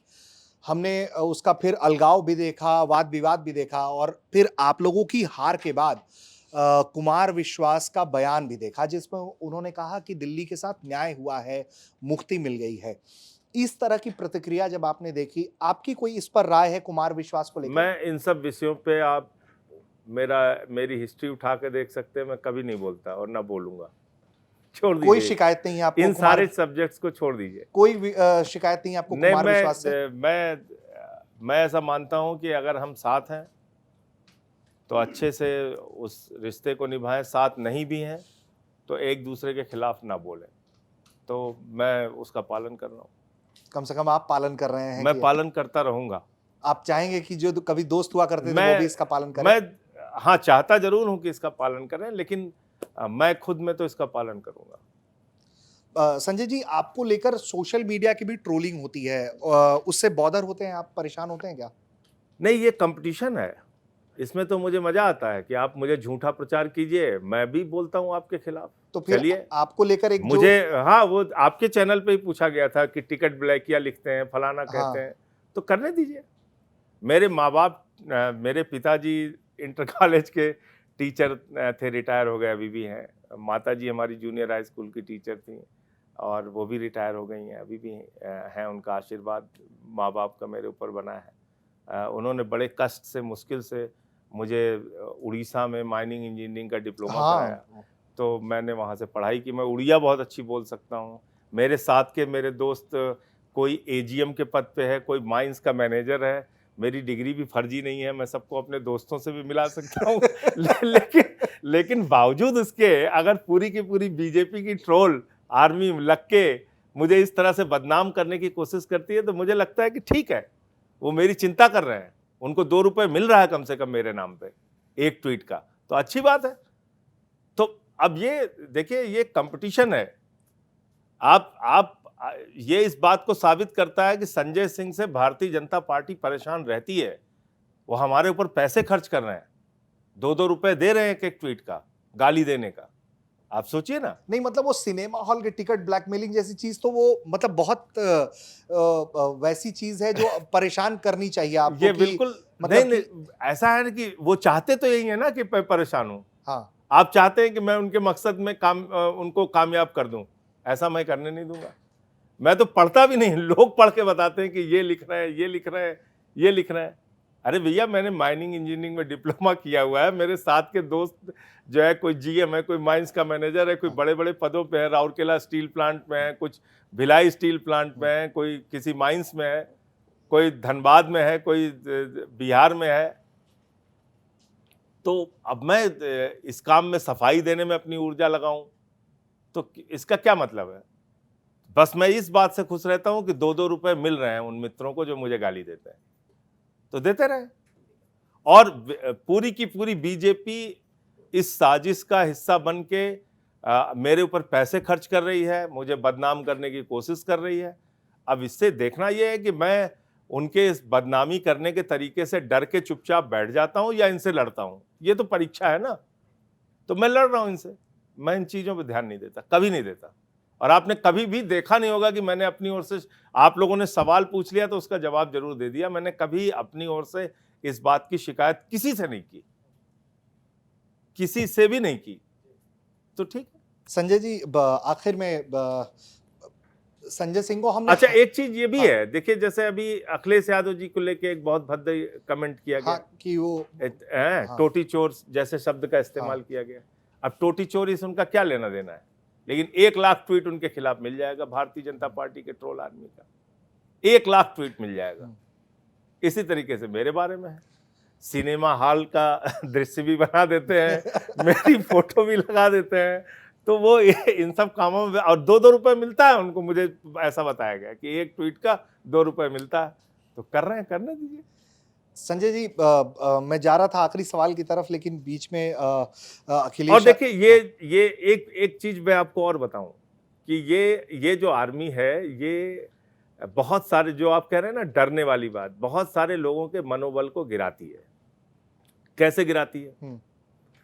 जब हिमांशी नरवाल, शायद यही नाम था उनका, जो जी, हरियाणा की जी, जिनके पति पहलगाम में मारे गए, उन्होंने क्या अपराध किया था? उन्होंने सामने आके मीडिया के सामने यही कहा कि भाई इस पूरे घटनाक्रम को हिंदू मुसलमान मत बनाइए और आपस में भेदभाव मत पैदा कीजिए और झगड़े मत कीजिए, यही तो कहा था। पूरी की पूरी बीजेपी की आर्मी, ट्रोल आर्मी, उस बेवा को, जिसके पति की 3 दिन पहले आतंकवादियों ने हत्या कर दी, निर्मम हत्या कर दी, और जिसकी फोटो के कार्टून बना के आप लोगों ने चलाए, बीजेपी वालों ने, आप गालियां दे रहे हैं भद्दी भद्दी, सिर्फ इस बात से के लिए कि उस महिला ने अपील कर दी कि इस देश में अमन चैन रहना चाहिए। वो भी छोड़ दीजिए। सीज फायर का निर्णय किसका है? आप तो इतने वरिष्ठ पत्रकार हैं, बताइए। ये विक्रम मिश्री का निर्णय है। ये विक्रम मिश्री का निर्णय है। ये निर्णय तो नरेंद्र मोदी का है ना। नरेंद्र मोदी ने निर्णय लिया, नरेंद्र मोदी ने कहा विक्रम मिश्री जी जाओ ऐलान कर दो, उसने ऐलान कर दिया। उसकी बेटी को लेके गाली, उसके परिवार को लेके गाली, उसको अपना ट्विटर हैंडल प्रोटेक्ट करना पड़ा। ऐसे ही इनके मंत्री विजय शाह जी, हमारे सेना की बहादुर बेटी सोफिया कुरैशी, उनके लिए कहते हैं वो आतंकवादियों की बहन है, और पूरी बीजेपी उनके साथ खड़ी है। किसी दिन अगर इस पे कोई सवाल किसी पत्रकार ने हिम्मत करके मोदी जी से पूछ लिया, तो वो कहेंगे कि विजय शाह को मैं आत्मा से माफ नहीं कर पाऊंगा, और सारे टीवी चैनल पे हेडलाइन चलेगी कि उन्होंने कहा है कि अपनी आत्मा से, अपने दिल से मैं उनको माफ नहीं कर पाऊंगा। ये जो कलाकारी और कलाबाजी और ये जो लोगों को हतोत्साहित करने के लिए भाजपाई ये हथकंडे अपनाते हैं ना, मैंने इसमें मास्टरी कर ली है। तो इसलिए मुझे कभी इन सब चीजों से फर्क नहीं पड़ता। इनको इनके घर तक पहुंचाना मेरा मकसद है। अब वो कब पूरा होगा देखें। संजय जी, चूंकि कई मुद्दे छू लिए आपने, तो मैं पूछ ले रहा हूं फिर आपसे। कांग्रेस को जानना है कि कितने लड़ाकू विमान गिरे हैं। राहुल गांधी ने ये बात पूछी है। आम आदमी पार्टी, संजय सिंह, इनको भी जानना है कि कितने लड़ाकू विमान गिरे देखिए, हैं। ऐसा है, मेरा अपना ये कहना है कि युद्ध के समय में, कई बार लड़ाई के समय में, कई बार सेना या सरकार अपने हिसाब से फैसले लेती है, निर्णय लेती है। मैं उस पर बिल्कुल नहीं जा रहा हूँ। आपको जो ठीक लगता है बताइए, जो ठीक नहीं लगता है ना बताइए। वो राष्ट्र के हित में जैसा है वैसे काम कीजिए, उसमें कोई दिक्कत नहीं। लेकिन मुझे आपत्ति इस बात से है कि जब हमारी भारतीय सेना बहादुरी और पराक्रम का परिचय देते हुए 9 आतंकी ठिकानों को उजाड़ चुकी थी, 21 आतंकी ठिकानों की जानकारी उनके पास उपलब्ध थी, जिसकी जानकारी सेना ने प्रेस ब्रीफिंग के दौरान दी। पीओके पे कब्जा करने का प्रस्ताव संसद में 1994 में पास हुआ है, और पीओके पे कब्जा करने का एक बेहतरीन मौका हमारी सेना के पास था। बलूचिस्तान का जो असंतोष था, बांग्लादेश की तरह बलूचिस्तान को भी पाकिस्तान के नक्शे से अलग करने का एक सुनहरा मौका हमारे पास था। आपने ऐसे वक्त में सीज फायर कर दिया। और उससे भी ज्यादा बड़ी बात यह है कि यह भारत की संप्रभुता और स्वाभिमान पे चोट है कि 144 करोड़ की आबादी वाले मुल्क के सीज फायर का ऐलान अमेरिका का राष्ट्रपति कर रहा है। पहले ट्वीट वो करता है, फिर हमारी सरकार कहती है हाँ सीज फायर हो गया। और 14 बार अब तक वो बोल चुका है कि हमने कहा ट्रेड बंद करा देंगे, और सीज फायर हो गया। और एक बार भी हमारे प्रधानमंत्री अब तक सामने आके नहीं बोले कि ट्रंप झूठ बोल रहा है। आप मुझे बताइए, और यही टीवी चैनल जो हवन कर रहे थे कि ट्रंप को राष्ट्रपति बनाना है, मोदी जी के भक्त हवन कर रहे थे, सर के बल खड़े हो गए थे कि साहब हमें तो ट्रंप को ही राष्ट्रपति बनाना है। एक शब्द नहीं बोला आपने। हमारे लोगों को हाथों में हथकड़ियां, पैरों में बेड़ियां बांध के अमृतसर में उतारा गया, और नेपाल जैसे मुल्क के लोगों को ससम्मान जहाज में बैठ के वापस भेजा गया।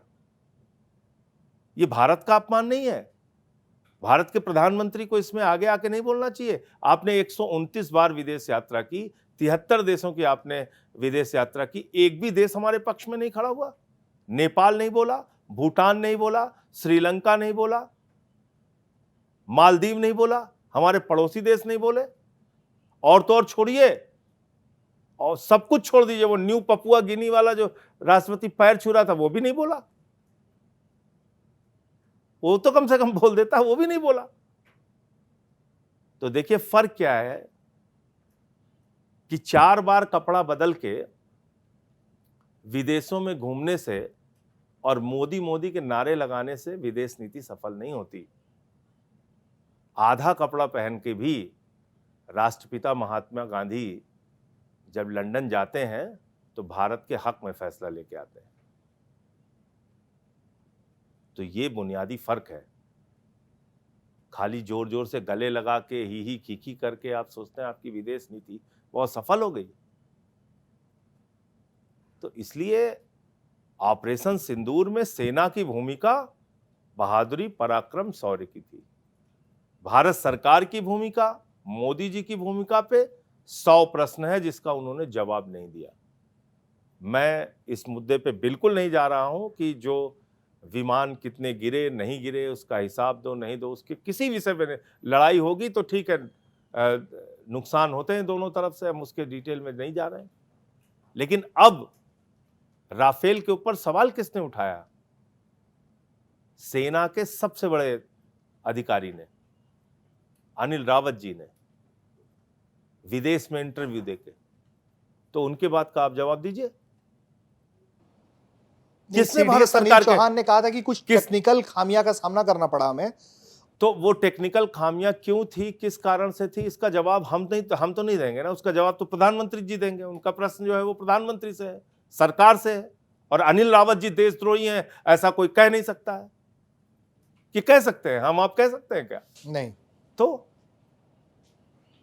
आप उनकी बात का तो जवाब दीजिए, संजय सिंह की किसी बात का जवाब मत दीजिए।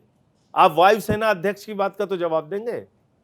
उन्होंने क्या कहा कि सही समय पे हमको जेट्स उपलब्ध नहीं होते हैं, डिलीवरी नहीं होती है, तय वक्त पर जो वादा किया जाता है, तय वक्त पे जो वादा किया जाता है वो हथियार हमें नहीं मिलते हैं।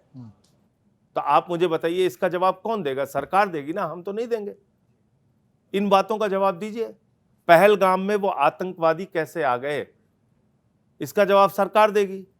वो आतंकवादी वापस कहां चले गए? आज तक वो 4 खूंखार आतंकवादी जिन्होंने पहलगाम में हमारे बहनों के माथे के सिंदूर उजाड़े, वो कहां हैं? उनको मौत के घाट अब तक क्यों नहीं उतारा गया? ये सवाल तो पूछे जाएंगे। इसका जवाब सरकार को देना चाहिए।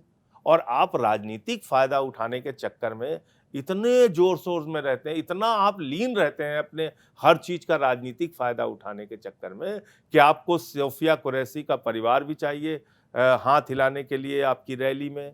आपके पोस्टर जो है वो गली मोहल्ले चौराहों पे लग जाएं और उसमें आप कहीं ब्रिगेडियर बने हैं, कहीं कर्नल बने हैं, कहीं वायुसेना के अध्यक्ष हैं, कहीं थल सेना के अध्यक्ष हैं, कहीं नव सेना के अध्यक्ष हैं, आप हर सेना के अध्यक्ष बन जा रहे हैं। आप रेलवे के टिकट पे आपकी फोटो लग जा रही है, पेट्रोल पंप पे आपकी फोटो लग जाए। ये क्या है भाई? ये ओछापन है। सेना के राजनीतिकरण का ओछे स्तर पे इस्तेमाल करना है संजय जी, जो प्रधानमंत्री जी कर रहे हैं, ये गलत है। आप कह रहे हैं कि इन्होंने बीच में चलाया था कि हम घर घर में सिंदूर बांटेंगे। बताइए आप, अरे भाई सिंदूर कोई भी महिला अपने पति के नाम का लगाएगी, आपके नाम का लगाएगी? आप सिंदूर बांटते फिर रहे हैं।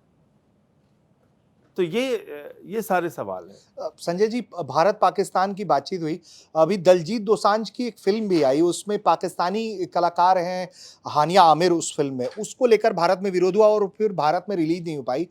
दिलजीत जो है वो उनसे माफी की मांग हो रही है, तमाम चीजें। आप लोग क्या सोच रहे हैं? आपकी सरकार भी है पंजाब में। तो पहले मोदी जी को माफी मांगना चाहिए। भारत के पहले प्रधानमंत्री हैं आजादी के बाद से लेकर अब तक जिन्होंने अपने शपथ ग्रहण समारोह में पाकिस्तान के प्रधानमंत्री को बुलाया था, नवाज शरीफ को। मोदी जी पहले प्रधानमंत्री हैं जिन्होंने बिना बताए पाकिस्तान की यात्रा की और जाके नवाज शरीफ के बर्थडे का केक काटा। भारत के पहले प्रधानमंत्री नरेंद्र मोदी जी पठानकोट की घटना के बाद आईएसआई, जो हमारे देश में आतंकवादी घटनाओं के लिए सबसे जिम्मेदार संस्था है पाकिस्तान की, उसको बुला के जांच कराया। आप पाकिस्तान के आईएसआई को बुला के हमारे शहीदों की जांच कराते हैं? आपको शर्म नहीं आती? वो देश जहां पे लादेन रहता था, वो देश जहां 132 बच्चों को मार दिया गया, वो देश जहां दरगाहों पे मस्जिदों में रोज बम फोड़े जाते हैं, आप उस पाकिस्तान कह रहे हमने डीजीएमओ से बात करके उनकी बात पे भरोसा कर दिया। डीजीएमओ ने, मतलब पाकिस्तान ने पाकिस्तान के डीजीएमओ ने आपसे कह दिया अब हम आगे कुछ नहीं करेंगे, आपने मान लिया। तो इन सारी चीजों के लिए तो प्रधानमंत्री को माफी मांगनी चाहिए। उसके बाद जिससे जिससे माफी मांग, और चीन से कौन माफी मांगेगी जिसको झूला झुला रहे थे वहां साबरमती के उस पे, सारे चैनल हम लोगों ने देखा, उसको झूला झुला रहे थे अपने हाथ से।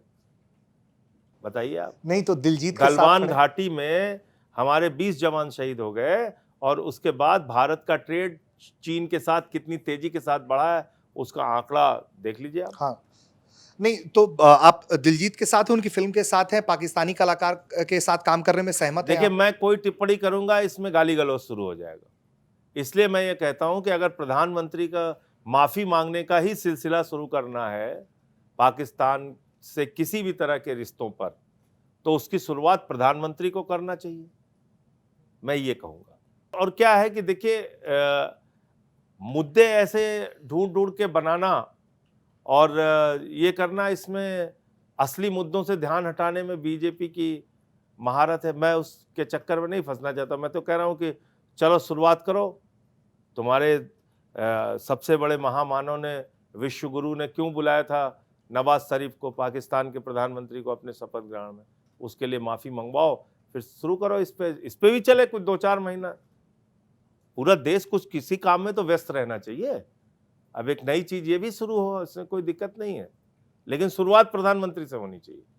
ठीक है संजय जी, कहीं भी मंच हो, राज्यसभा हो, रैली हो, सड़कों पर प्रदर्शन हो, संजय सिंह को अक्सर हमने गुनगुनाते देखा है। गीत गाना, नारे देना पसंद है संजय सिंह को। इन दिनों क्या गुनगुना रहे हैं आप? इन दिनों एक गीत है हमारा जो शिविरों में मैं गाता हूँ, क्रांति है पुकारती तू सो रहा जवान है, क्योंकि थोड़ा मुझे अगर लग रहा सुना है कि दे भी जवान तो। सो रहा है इस देश का। जवान मतलब ये बेरोजगार नौजवानों को मैं कह रहा हूँ, जवान मतलब सेना के जवान को मत समझिएगा, हाँ, क्योंकि वो तो बेचारे लड़ ही रहे हैं देश के लिए। क्रांति है पुकारती तू सो रहा जवान है, क्रांति की तू आन और क्रांति की तू शान है। तू बढ़ा है जब कभी तो आंधियां लजा गई, क्रांतियां कदम कदम पे मंजिलें सजा गई। उठ कदम बढ़ा कि तेरी सांसों में तूफान गए, क्रांति की तू आन और क्रांति की तू शान गए। देश में है त्राही त्राही सुन रहा है तू पड़ा, दीन की कराह आह सुन रहा तू खड़ा। गांव गांव भय अशांति उठ रहा तूफान गए, क्रांति की तू आन और क्रांति की तू शान। बहुत शानदार। और इसी के साथ संजय जी, आपने अपना बहुत कीमती वक्त दिया, बातचीत की आपने, और जिन्होंने आखिर में अभी संजय जी का गीत भी सुना, उनसे हम यही कहेंगे कि नेता गंभीर विषयों पर राजनीति करते हैं, उन्हें संजय सिंह की तरह थोड़ा हंसना मुस्कुराना और गीत भी गाना चाहिए। इससे थोड़ी गर्मी जो है, कम से कम तापमान, राजनीतिक तापमान जो है वो हिसाब में रहता है। वैसे भी क्लाइमेट की बहुत सारी चुनौतियां विश्व के सामने खड़ी हो गई हैं। तो संजय जी, आप मंच पर आए, विराजमान हुए, अगर अनुभव साझा करें आखिर में हमारे दर्शकों के लिए तो। नहीं, बहुत अच्छा रहा। और तमाम जीवन के हिस्सों के बारे में आपने पूछा तो बहुत ठीक लगा, बहुत खुशी हुई आप लोगों से बातचीत करके। पहले भी एक बार बातचीत हुई थी और आज काफ़ी लंबी बातचीत हुई, काफ़ी डिटेल में बातचीत हुई, और हर अच्छे बुरे सवालों का मैं जैसा उत्तर दे पाया मैंने देने की कोशिश की। अब बाकी आपके दर्शकों पे और आप पे है। ठीक है, तो दोस्तों उम्मीद करते हैं कि संजय सिंह से आपको ये बातचीत पसंद आई होगी। मंच पर अगले हफ्ते एक और नेता विराजमान होंगे, एक और शख्सियत विराजमान होगी और मंच पर करेंगे उनसे बात। आप देख रहे थे न्यूज़ तक। धन्यवाद।